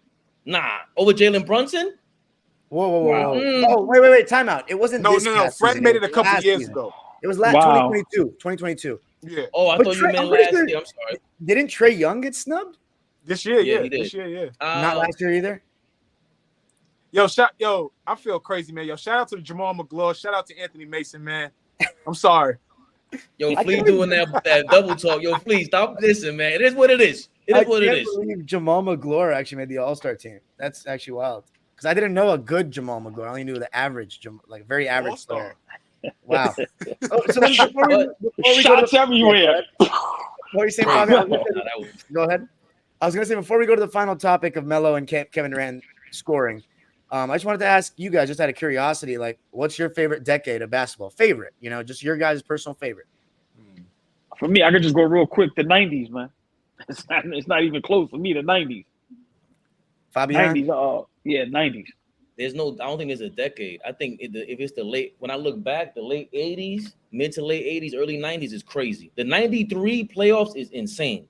It's insane. I'm talking about loaded top to bottom every team. In the mid 2000s, like Flea just covered, but that 93 playoffs, that was crazy. Okay, Flea. I try to call myself a historian like you, Dom, right? So my first NBA finals to sit and watch and actually remember was the 92 finals, right? 5 years, I remember sitting next to my dad watching that finals, Mike, Clyde Drexler, that movie did after he hit all those threes. So for me, it's the 90s. It's the 90s for me. Like all day, I could sit and watch 90s basketball. Them 90s Knicks, I could watch 90s my God. Knicks. Like, listen, the Barclays, the Mikes, man. Like you said, all them good teams. The Reggie, all day. Indiana, Reggie Miller, and them. Like, come on. Portland was so good with Terry Portland. Like, oh my God, man, come Yeah. on. See, man. so I would say obviously mine has to be the 2000s, but I do think when I get there, I think it'll be one of the 80s or 90s for me because the only problem I have with the 2000s is like you said, Flea. Like even though I love that, like grind it out, like you have to be so good to even score a point basketball, like Detroit. Like when I was a kid, I used to hate watching that team, but now I love watching that team. I love watching Ben Wallace guard. I love. Oh, see, Fabian making that faces, but I love watching Chauncey Billups control the pace of the game. Like I love it, but I still am a little bit more of a fast-paced guy. When I watch the only full finals I've watched pre-2004 is 1980, the Magic one against Dr. J. His first one. Okay. Yeah, and man, there are some games in there that are like the same way we kind of marvel at the same way I was marveling at the Warriors with KD versus the Cavs final, like the shot making and stuff. You marvel at those players in a different way, like just their mid-range game, how fast they're playing. Like it was totally different pace than the 2000s finals that I grew up with. Even like the Lakers Celtics in the late 2000s, like 2008, 2010. Like those games were really hard to score if you really look back at them. Whereas in the 80s, they're scoring 110 points, 120. So I do kind of like that the 80s and 90s were a little bit faster. The 2000s for me, it's still a little too much half court. I love it, but I would prefer an era that is a little bit more fast paced. So I think when I don't know which one's gonna be my favorite, 80s or 90s, but we're gonna have to see. And the final topic, yes, sir, Fabian. If you have trouble sleeping tonight, go put on that 2005 Spurs Detroit Pistons final. That was come on, man. I can't wait to watch that final. That sounds like incredible grind. See, Chauncey Billups said it best. That was a hell of a 7-game series, y'all. That was a hell of a 7-game series. See, so you said the 92 finals was your year that you started watching. For me, that was that's the first finals I vividly remember sitting down watching. Yeah. So mine was 06 with Miami and Dallas. So that year that he's talking about, I missed. That was the last finals before I started watching was that Detroit San Antonio. So I actually have never seen that series in its full entirety yet. But Chauncey Billups said that to the casual fan, boring basketball. But to me, it's one of the greatest series in NBA history. Mm-hmm. I would love to watch it. Call me a casual, Chauncey. That shit. Marcel, Turbo said the 93 playoffs was the best ever. And I might be biased with this.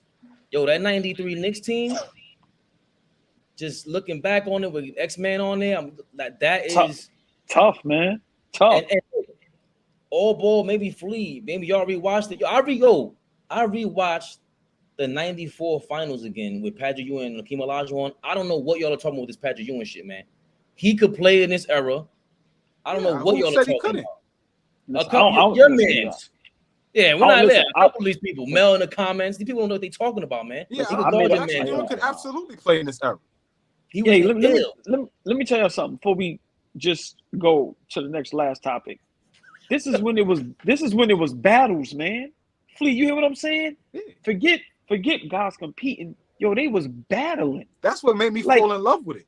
That's what made me fall in love with this game. Yeah, come on, man. So they weren't the great. To go off what Fabian. I know we got to get to the next topic, but to go for what Fabian is saying, like that era is literally what I fell in love with. Why I love the game of basketball. Those Knick teams, as we could talk about them coming up short all we want, but if you are a kid from New York City growing up in the 90s watching those teams, yes, we didn't get championships, but you were never disappointed with effort. You were never disappointed with guys putting it all out there. Like that 93 team you talk about, there's no way we're supposed to lose 4 in a row.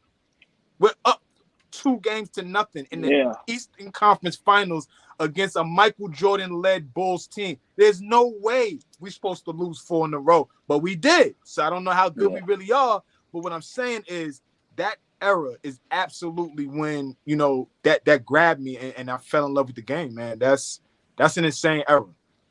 When you get there, Don, I think I'm in 92. We need to have in 92 because Charles Smith was in 93. And they let Charles Smith, I think that was 92. Go to the new 92 Knicks. Nah, you know what, the early 90s, Don, when you get to watch that, it's gonna be crazy. No, I can't wait. What else? And we always talk about this because we're from New York. I don't even watch college ball, but the Big East was a thing back then. The Big East, Yes. the St. John's. Who else is in it? Georgetown, St. right? John's, Georgetown, UConn. UConn, Syracuse. Yeah, Syracuse. Come on, man. Oh my Rutgers, God. Providence. Yes. All like Yes. Anytime Well, you watch those Seton games, Hall, no? Seton Seton Hall, Hall. good call. Yeah, come on, man. Yeah. Like, so now and we Dom, missing some teams. So yeah. So when you have the Knicks as a professional level, but then you watch the college games and it's the crowd. There's nothing like the Garden crowd. Then you watch the St. John's games. They weren't going to win the championship, but it was so crazy. I'm in the building New York was in a frenzy. I'm in the building with my pops. I don't know if y'all remember that Big East final game, Allen Iverson, Georgetown versus UConn, and Ray hits that shot. He hits like a run. Hell it's like yeah. 96. Yeah. I'm in the Garden for that. That's one of the first awesome basketball games I ever saw. Like that's a crazy time, man. Like that's incredible. Legendary. Listen, but hold on before we go, just to say this. Just look at them games back then, the interaction with the fans, the players on the court when they get an in, when they run and jump in each other's arms, they yell at each other. You miss an assignment, they're going to tell you why you on the court. Like, come on, man. The coaches is sweating, taking off their suit jackets. They shirts drenched in sweat. Like, listen, man. They're actually wearing suits. They're taking the game seriously. Yo, people need to get in tune with those eras, man, because like I said, it ain't nothing like it. These guys is very talented. I would take nothing away from them. But listen, man, it was nothing like it. Nothing like it. Shout out to Walter Berry, man. Good call, Fish. Shout out to Walter Berry. Oh, man. Big Fish in the building. Yes, sir. Shout out to Fish, man. But y'all talk about in the building. Yeah, Turbo in the building. Big shout out to everybody. I think I see S in the building. Big shout out to everybody in the building showing love. Yes, sir. 13. Yes. Nick Pillow in the building. Nick Pillow. 13 people in the building. Let's close it out with the last one. A conversation I used to have all the time with some of my friends back in the early 2010s. Kevin Durant, Carmelo Anthony, two of the best scorers of all time, in my opinion. In KD's case, that's a fact. I know it's both the cases. It's a fact. And Melo and KD, I mean, these are both guys that won scoring titles, played in the same era for what, 14 years or so? Yeah, 10 plus easy. Yeah. Melo drafted in 2003. Kevin Durant drafted in 2007. At their peaks, who were the better scorers? But I guess we first have to figure out, what are we considering their peaks, Melo and KD? Are we giving them 2 years? Are we giving them a 1 year thing? What are we saying? Well, let me ask y'all a question. Remember what I told you. Let's always add just a little twist. No accolades. So let's take away the rings. We're not saying who's the better all-around player. Yes. I'm saying offensively, we can even go Melo from Denver to New York, that span.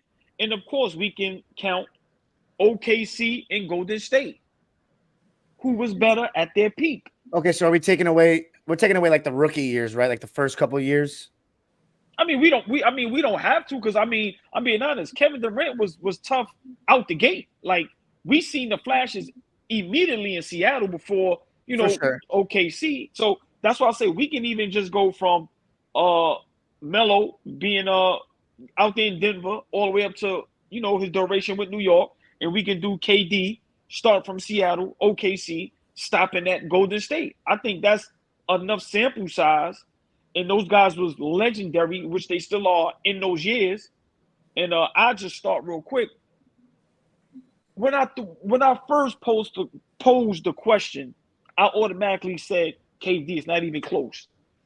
But then I went back and I watched like 2-3 Melo games, and I did a highlight about 10 minutes of Melo. Melo was tough, man. Like, so now I say, hold on, that gap is not as open pause as everybody make it out to be. Everybody has a right to their opinion. If you say KD, I'm not upset. If you say, Carmelo, I'm not upset. But let me say this. Carmelo was he as talented as KD? I'm gonna say no. But was he as great of a scorer as KD? I say yes. He can knock down a three. He can give you the mid-range. He can give you one or two, that jab step, pull up. And this is, to me, where he separates himself a little bit from KD. Post up, bully ball. He knocks down his free throws. So like I said, I think this is an argument that a lot of people don't have, because automatically they say KD. if I do pick KD, it's very slight.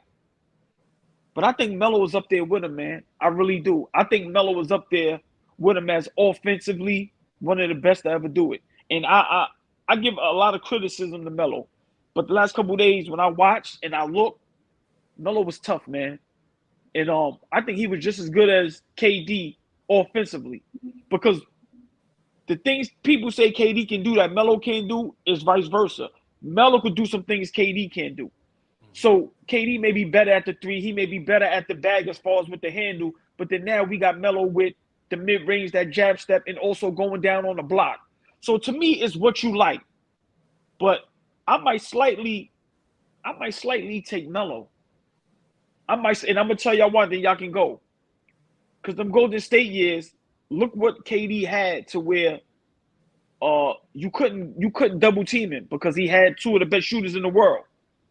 Melo never had that. What if Melo had a player or two for a 4-5 year span where you had to guard him one-on-one? That's what Nick Pillow's asking. It's funny he asked that exact question. And you said, he said, y'all think Melo could have played with multiple All-Stars like KD did and succeeded? Well, I'm going to say this. He did it with the USA team. But I'm going to leave my argument at that because I don't want to stay all day. I want everybody else to give their opinion. But I'm going to just reiterate it and repeat it before I'll let one of y'all go. If Melo had in New York maybe another solid all-star or respectable player in their prime where you couldn't double team Melo, I think it'd be a very different discussion. So that's just my take on the Melo and KD thing. That's fair. Fabian, I know you probably have a strong take on this. I mean, that's a biggest sample size that AllBall said. I mean, beginning from his rookie year all the way to Golden State, same with Melo all the way to New York. I think it's Kevin Durant. There's a gap. Like I'm looking at their points per game, how efficient Kevin Durant is. I mean, it's 27 points per game versus 22.5. But are we wait, time out though, time out. If we're doing this the right way, Carmelo Anthony, are we counting his years with Portland, with the Lakers? That's going to hurt his averages there. Right, exactly. That's why I say we can't do that. I think KD took off his third year. Like, that was the year where we're like, okay, like, this guy's one of the best players in the world now. Like, he averaged 30 points his third season. I say we take it from year 3.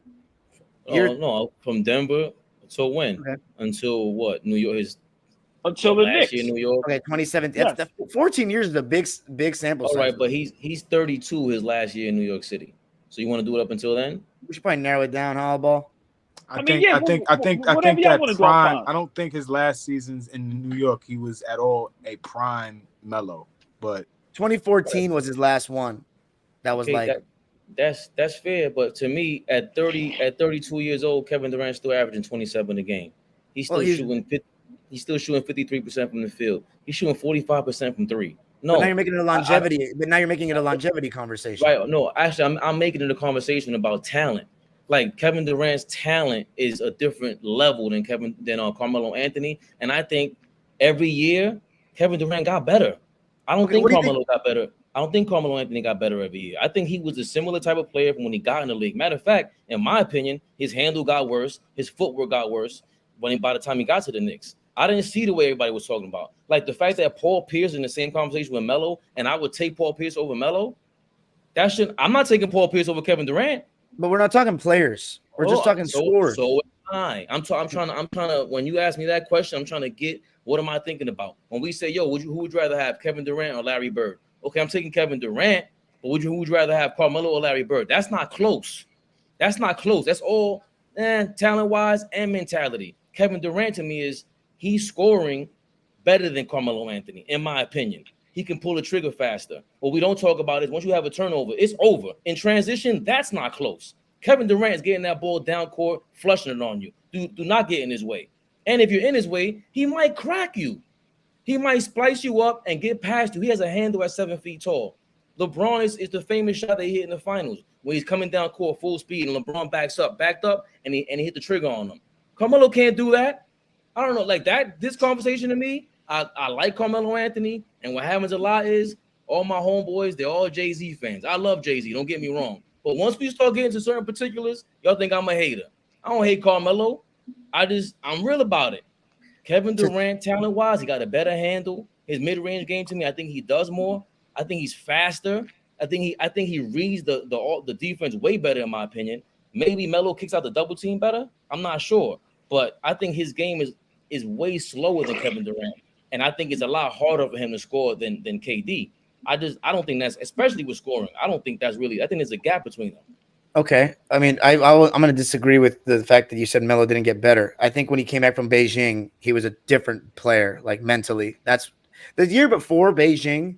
He had people. I rewatched this last year. It's the only way I can say this with confidence. I rewatched the series last year, Iverson and Melo against the Lakers, and okay, the Lakers were favored, but there's no way that Denver team should have gotten swept.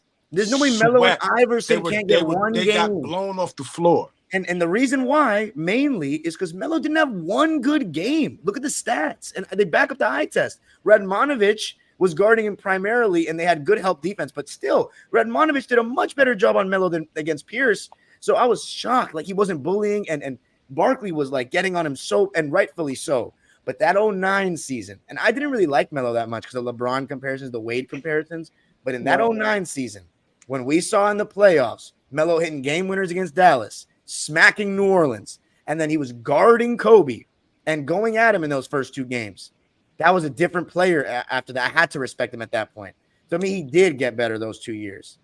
And in 2013, okay, here's my Melo prime to me. It's after Beijing Olympics, so 08-09 season, all the way to the 2013 season that you guys went to the second round. That 5-year stretch, yeah, those first 2 years in New York weren't that smooth with insanity and all that shit, but 2013 Melo and 2009 starting from there, I think that's a better comparison than you're making it to be. Let me jump in on this because I don't like the disrespect that Fabian gives Melo at any point in time. But I will say, like, the fan in me says that I love Melo, right? I want to go with Melo. But just watching the game and us knowing the game of basketball, Kevin Durant is probably the most efficient scorer we've ever seen on the basketball court. Go get 30 on 12 shots, right? Everybody doesn't have the ability to go get 30 on under 15 shots. Everybody just doesn't have the ability to do that. I was saying this earlier. He never sees a defender in front of him when he's pulling up for a jump shot, when he's rising up. He never sees it. He never sees it. And that's because he's 6'11", 7 feet with a 7'6" wingspan. So those attributes, right? Those attributes about him just gives him a one-up over Melo. Can Melo score in the mid-range? I watched Melo give the LeBron Miami Heat 50 on nothing but jumpers.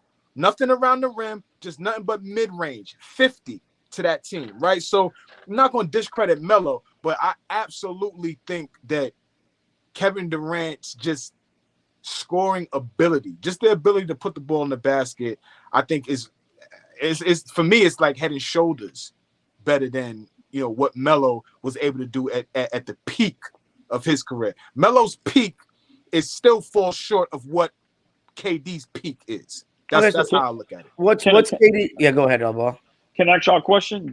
You don't have to agree, but I just thought of it.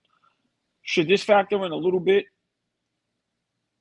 I don't know if it's on purpose, but KD, since he's left OKC, has teamed up with guys where you have to guard him one-on-one.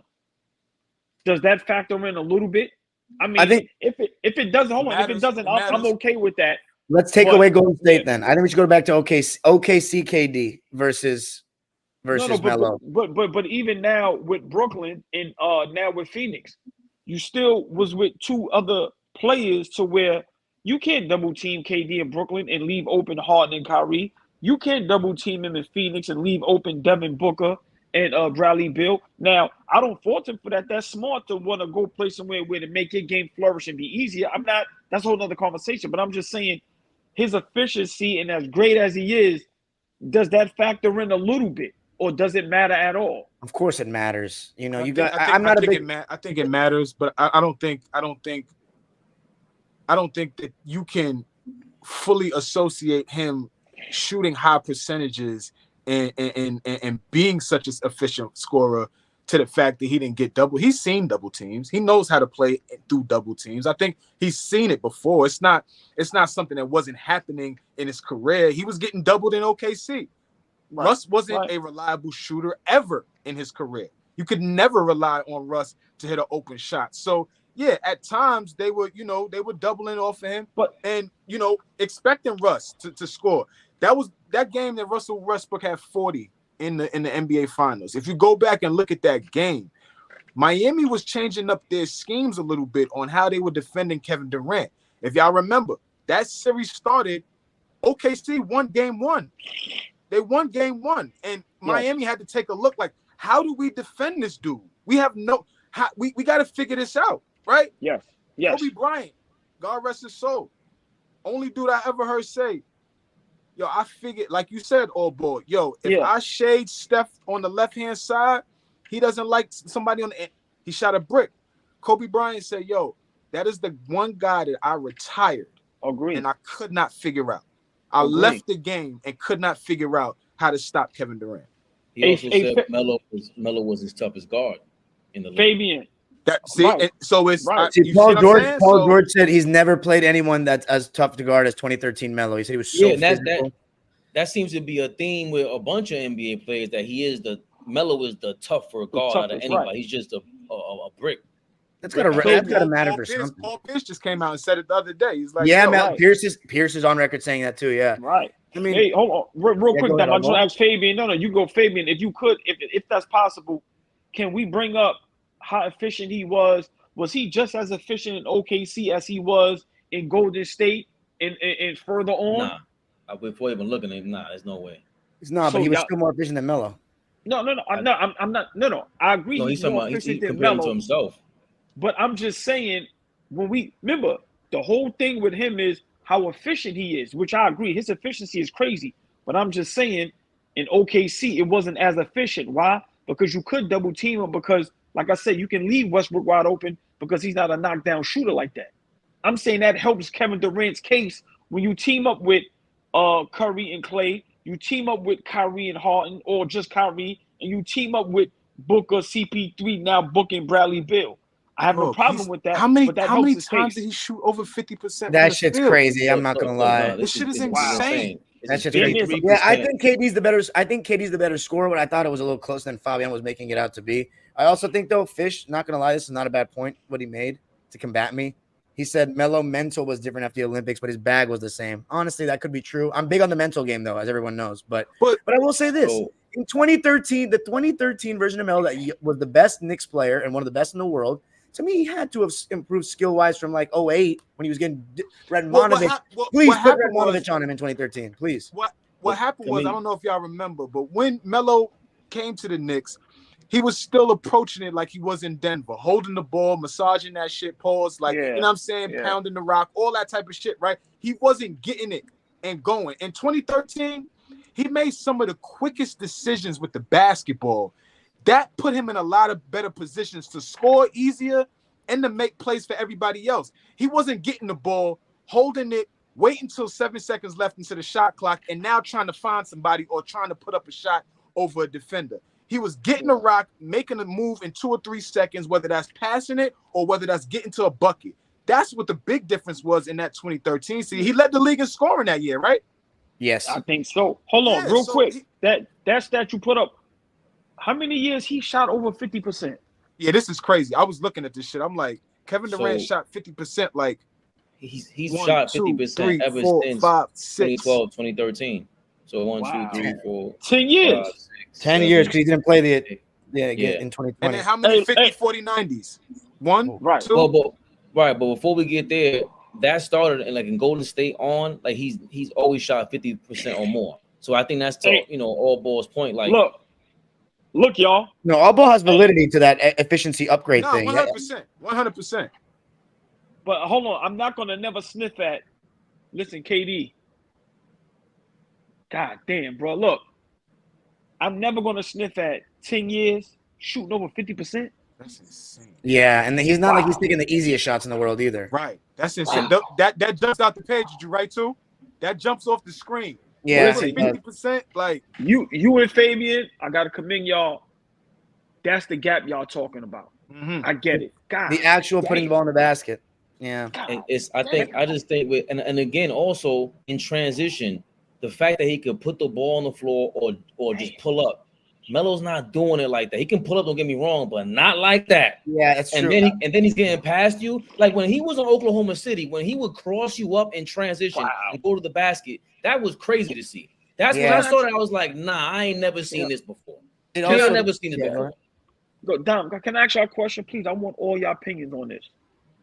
If Kevin Durant had 2 MVPs, 4 rings, and let's just say 3 Finals MVPs, where would y'all rank him? It's different. It's a different No. conversation. But hold on. But now with what we just seen with the 50%, just off the top of the head, where would you rank him?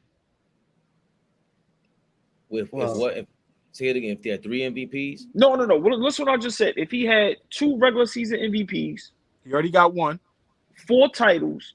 He already got 2. He could have had 4 if he stayed in Golden State, right? Let's just say he stayed in Golden State. He gets 4 titles. He gets 3 Finals MVPs, and he got 2 regulars. Even if he just still got the 1 regular season MVPs, but then we see this 50%, 10 years, and this and that. Where would we rank Kevin Durant as far as greatest of all time? I mean, if he won if he won 2 more titles with Golden State, I'd probably say I probably wouldn't have him that. Honestly, I'd only have him a little higher than now. If he won with Oklahoma City, though, then I'm moving him up. Like he probably would have been in my clear-cut top 15 if he had won with OKC. Hold on. So if he did it with OKC, he would only be top 15 now? I mean, look at the other players. Okay, I'll put him 13th or 14th. There's 12 really good names. It's tough because when you start adding the accolades, right? You start adding the accolades. The biggest thing, I think we can all agree with this, the biggest thing that hurts Kevin Durant in putting him in that, like Dom just had, it looked like it pained Dom to put him at 13 just now. And for a lot of people, it's like that. But I think we got to be honest. Him moving around, bouncing around, doing what he did with Golden State, that doesn't sit well with everybody. I just don't think it was that challenging for a player of that caliber. I get it, bro. That's my thing. It didn't show me anything about him except for he's unstoppable one-on-one. We knew he was unstoppable one-on-one. You just mentioned all the stuff about what he's able to isolate on whoever he wants, pick and choose who he gets switched on to him. Like he couldn't do that in Oklahoma, and he can't do it now. Can I say something? When he went to Golden State, right? These is facts. I don't know if I had social media at the time because I think I'm going on now almost 2 years. But I made a comment and somebody went crazy on me, but I really believe this. If he would have 3-peated in Golden State and he would have got 3 Finals MVPs in the fashion that he did it against, let's not forget who he did it against. Some consider LeBron the GOAT. So let's not act like he played against scrubs. I don't care that it was a super team. He played against one of the GOATs. That's almost like if Clyde Drexler 3-peated and 3 of those rings was against Michael Jordan. We will be looking at Clyde Drexler. I don't care who he played with. We will be looking at him totally different. Is Clyde Drexler playing with Charles Barkley and then 2 other stars? Even if he did, I don't care. That's what I'm saying. You playing against the GOAT. I'm just saying. You playing against LeBron, Kyrie, and at that point, Kevin Love was real good. Kevin Love was not a scrub. Let me just finish. If KD would have 3-peated, KD would have been probably my book top 7, top 8 greatest all time. I'm sorry. You would have put him over Bird? Nah, many conversations would have been different if that Golden State team won 3 in a row. You, Dom. Like that's rare. Man. You're putting him over Bird. 3 in a row ain't regular. That's rare. Dom, I'm a Bird guy. You know that. I'm a Bird guy. The 3, he would have been knocking on the door. But 4, this would have hurt my heart. And also the fashion that they did it was like you mopping the floor with LeBron. Like, let's not forget, man, as much as I want to, bro, they mopped the floor with LeBron. You can make that face all you want. Dog with it. I'm trying to let you have your that Warriors team. I'm trying to let you do your all-ball thing here, but no, I'm not. No, this ain't no all-ball thing. Yeah, but Boston had a squad. Don't get me wrong. They had their own. They had their own super team. Nobody talks about it. But I'm not. That's why I don't compare championships. I don't do that. Kevin Durant never led his team. The one thing that I always salute Carmelo Anthony for. He didn't run away from New York He took that bullshit that we brought with us at the Garden and put it on his back. Never complained like Kevin Durant. Ever. Kevin Durant complains about anything. He's still on Twitter bitching and moaning. So y'all really believe Curry led those Golden State Warrior teams Hell with yeah. Kevin Durant there? I think Curry's That's a question? the what's it called? He's the engine. Yeah, okay. He's the face. Okay. But the thing is, here's my thing. We saying everything but Kevin Durant is not a leader. He ran from, listen, it we're not started with talking about Oklahoma City. leadership. We're talking about who was the best player on the floor. Yeah, who dominated back-to-back finals. If we're talking about that, that's Kevin Durant. We got to be honest about that. He was the best player on the floor. By far. In the finals. Okay. So he was such a leader. He's such a leader, they traded your ass. No. Fabian. Yo, I said best up, player, not leader. We know Kevin Durant's not a leader. We know that. No, hold on. Kevin, hold on. No, don't do that. Kevin Durant got traded because he requested a trade to Phoenix. They didn't. He requested that. No. I'm talking about no. He didn't request the trade. So what are you talking? I'm talking about Golden State. Listen, if y'all want to believe, y'all know why he was. No. He spent almost 10 years in OKC. I'm talking about Golden State, guys. I'm talking about he's at Golden State, and you guys are trying to come tell me if he won 3 or 4 more championships, he's up there number 7, 8. No, the hell he's not, because he's not leading that team. Larry Bird led his team. Larry Bird told Kevin McHale, "Get the fuck out of here." I'm that dude. I agree with Mel and Zach, to be honest. Kevin Durant led them Golden State Warrior teams, man. Y'all could sit here with the Steph Curry, the face, and and I'm a Steph Curry guy. Love Steph Curry. Kevin Durant led them teams to those championships. Y'all can miss me with all that other shit. I think he performed the best in the finals, and that's it. That's as far as I'm going. Not only that. That's what I'm saying.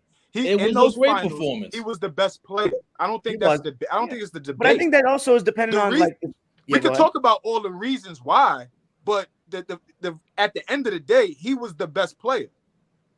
No, on both teams. We can't 1 minute ask, hey, did him leaving Oklahoma City and joining Golden State with a bunch of superstars, joining the Nets with a bunch of superstars, joining Devin Booker with a bunch of superstars in Phoenix, is that part of the reason why he was more efficient? And we said yes, that is part of the reason. We can't say that and then say he was the total flat out, not just the best player, but also led them. No, he meant so much less than Steph Curry that they got rid of him. You can't overlook that.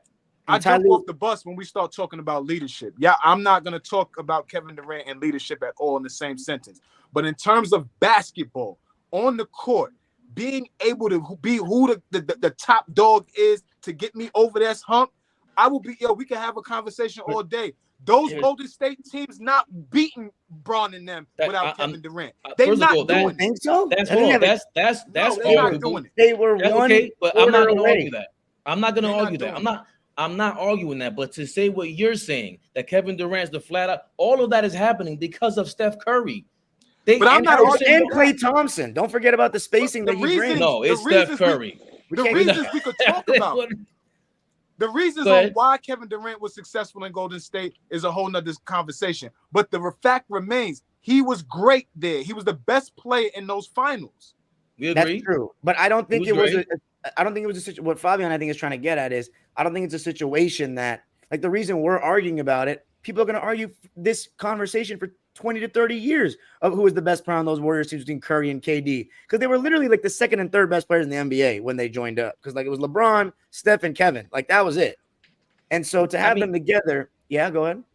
No, finish that up. I'm sorry, Don. I was going to say, to have them together, and you see Steph has won before and after him, people are going to always argue that Steph Curry sacrificed and let KD go one-on-one. And the fact that they couldn't help, like AllBall said, you put KD one-on-one on an island. I mean, the fuck do you think is going to happen? And Ty Lue said he was going to take away Steph Curry first. And listen, and I'm going to say that wasn't necessarily a great strategy, because Ty Lue got his ass burned not once, not twice, but even when we played the Warriors in 2019 with Lou Williams, we took away Steph Curry and KD went crazy on us. Like, it was ridiculous. That's Pat Bev. That's Pat Bev's fault too, though, Dom. You know that. We had no one to guard him. Like, we literally had no one to guard him. Pat Bev was our best option because we didn't have like a wing stopper anymore. So we really were helpless. But that team should have even won 2 games against the Warriors. That's the add-on to AllBall's point to begin with. in Oklahoma City is less efficient because they have no shooters around them. Nobody that can shoot and put the ball on the floor. That's exactly what Kevin Durant complained about back then. And he reminded all of us last year when they played Oklahoma City last year. And he goes, yo, they got a bunch of dudes that I wish we had when I was here before. That's what he's complaining about. All right. Ain't see yeah. Hold on. I just want to say, ain't see I got in a minute, man. Big shout out Zach, man. The Z Show, man. Good to see him. Know what I mean? I ain't see him in a minute. Big shout out Zach. Go ahead, Zach. Shout out to Zach. Good. No, he just made the point. He literally was getting open. He literally was getting open dunks because they didn't want to leave Curry. Take Curry off the court. It's OKC all over again. I agree with that. That's fine. That's fine. That's fine. The game still got to be played. Yes. Kevin Durant still has to perform. So we could say all of that we want. At the end of the day, if he didn't perform, we damn sure be talking about it right now. That's facts. Performing in back-to-back finals. So he had to perform. I always say that when Steph Curry fans try to take away from Kevin Durant, but that's not my point. My point is that he's in Golden State. He's not leading them.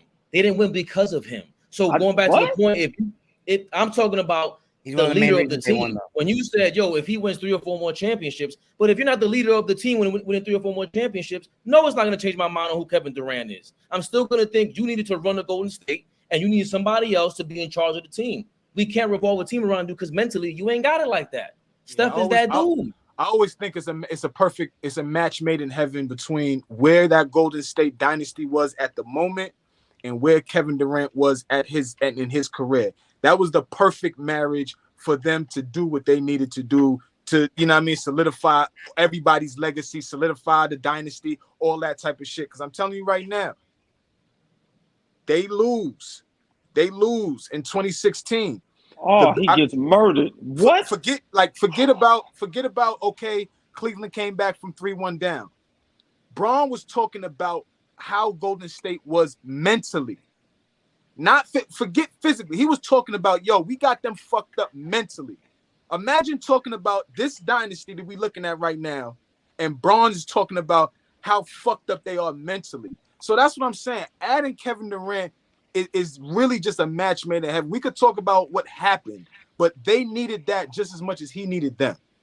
But I don't know. I was agreeing with everything you were saying, but I disagree with the last line. I think KD needed the Warriors more than vice versa. Because the Warriors won again. And that's cool. They won again. But they was infused. They had to get that infusion again. They had to figure out, okay, how do we get to this next level? I'm telling that 2016 shit shattered what was going on in that locker room. They had to figure some shit out on the fly. And on the fly is, hey, let's go get Kevin Durant. See that would go ahead, AllBall. No, I was just gonna say, all y'all made great points, and I like what Fabian was saying. Also, Fleet down as well, but the comparison with Melo and KD, like I said, my thing with what I said as far as like him having to be in the top certain number, it's no way in the world if you telling me a guy three-peats. I don't care what team he plays on.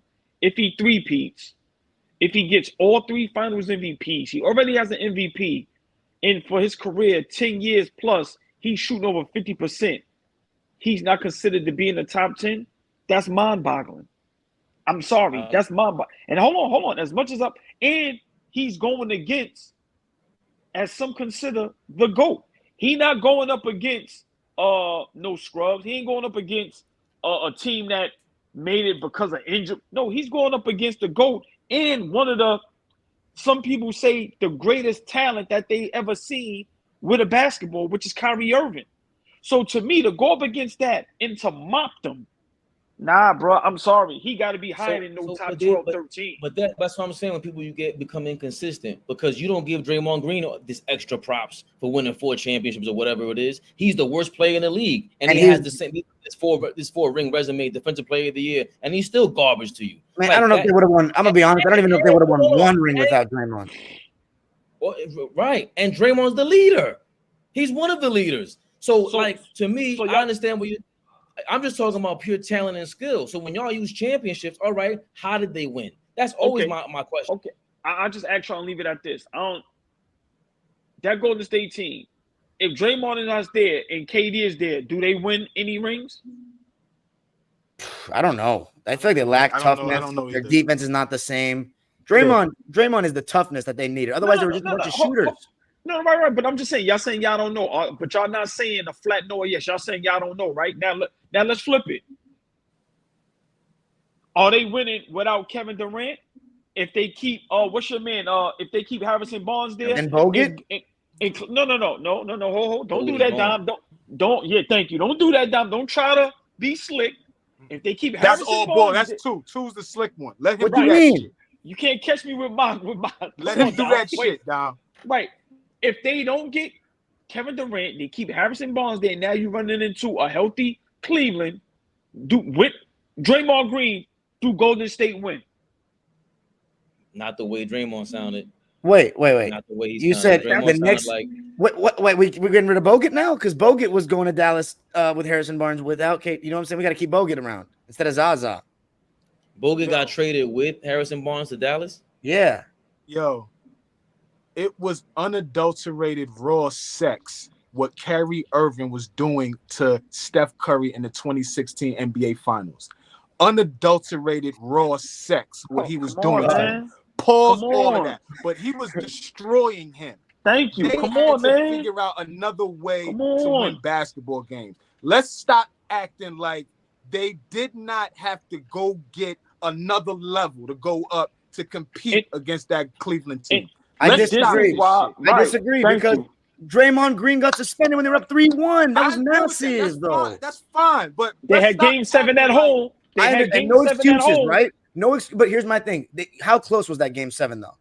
Is my point. Dom, and Steph Curry wasn't even 100% in that playoffs. And I'm not making excuses for him, but he was. Okay, but I'm just saying. Okay, bring it back the next year. They still would have had a great team. They were only getting better. Like Steph and Klay Thompson were still in the thick of their prime. Same with Draymond, and they would have ran it back. And I think it would have been OKC, San Antonio, Cleveland, and Golden State for the title. Those 4 teams. I don't know who would have won. But I'm not here to say that they needed him so bad. I don't believe that because even when they won the championship, I never thought that's why I got so mad at KD because I didn't think the Warriors needed him to compete for a title. It was this close. They lost a Game 7 at home.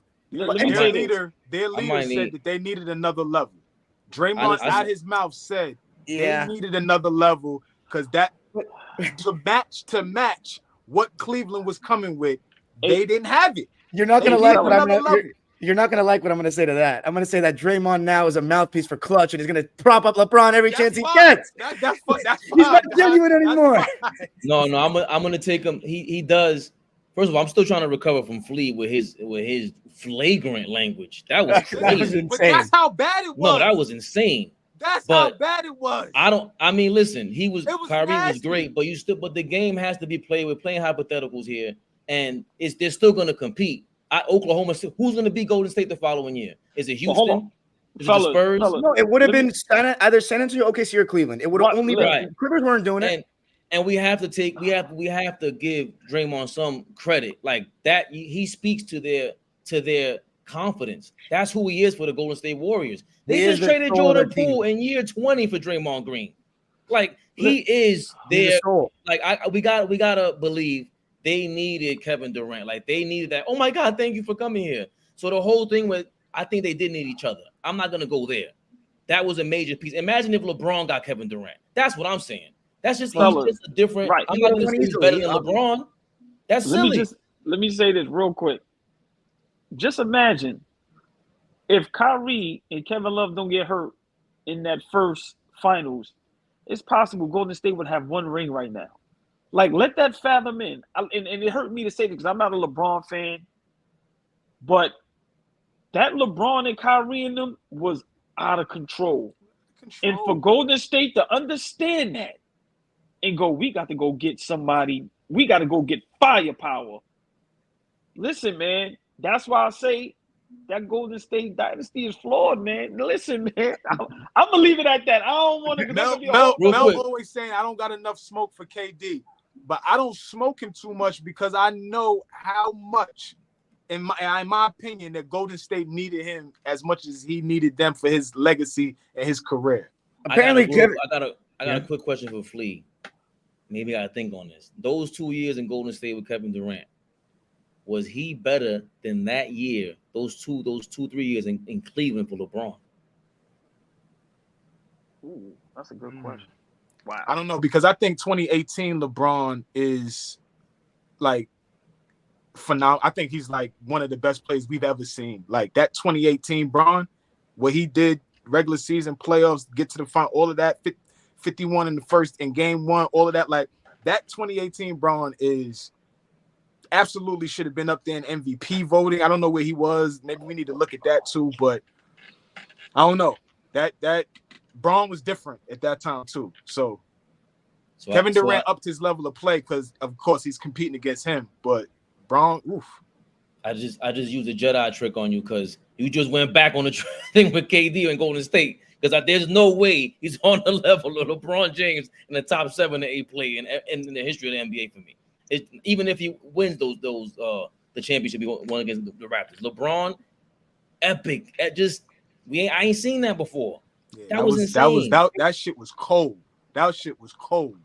Draymond said that he recruited Kevin Durant after they won the championship. Isn't that wild? So it was like in the works for a year to try to get him. Isn't that makes him? Does that make him look even softer? Draymond full of shit. Because Draymond was like, apparently he's like, I just wanted to look to make us better. That's what he said on all the smoke. Yeah, right. You know what happened?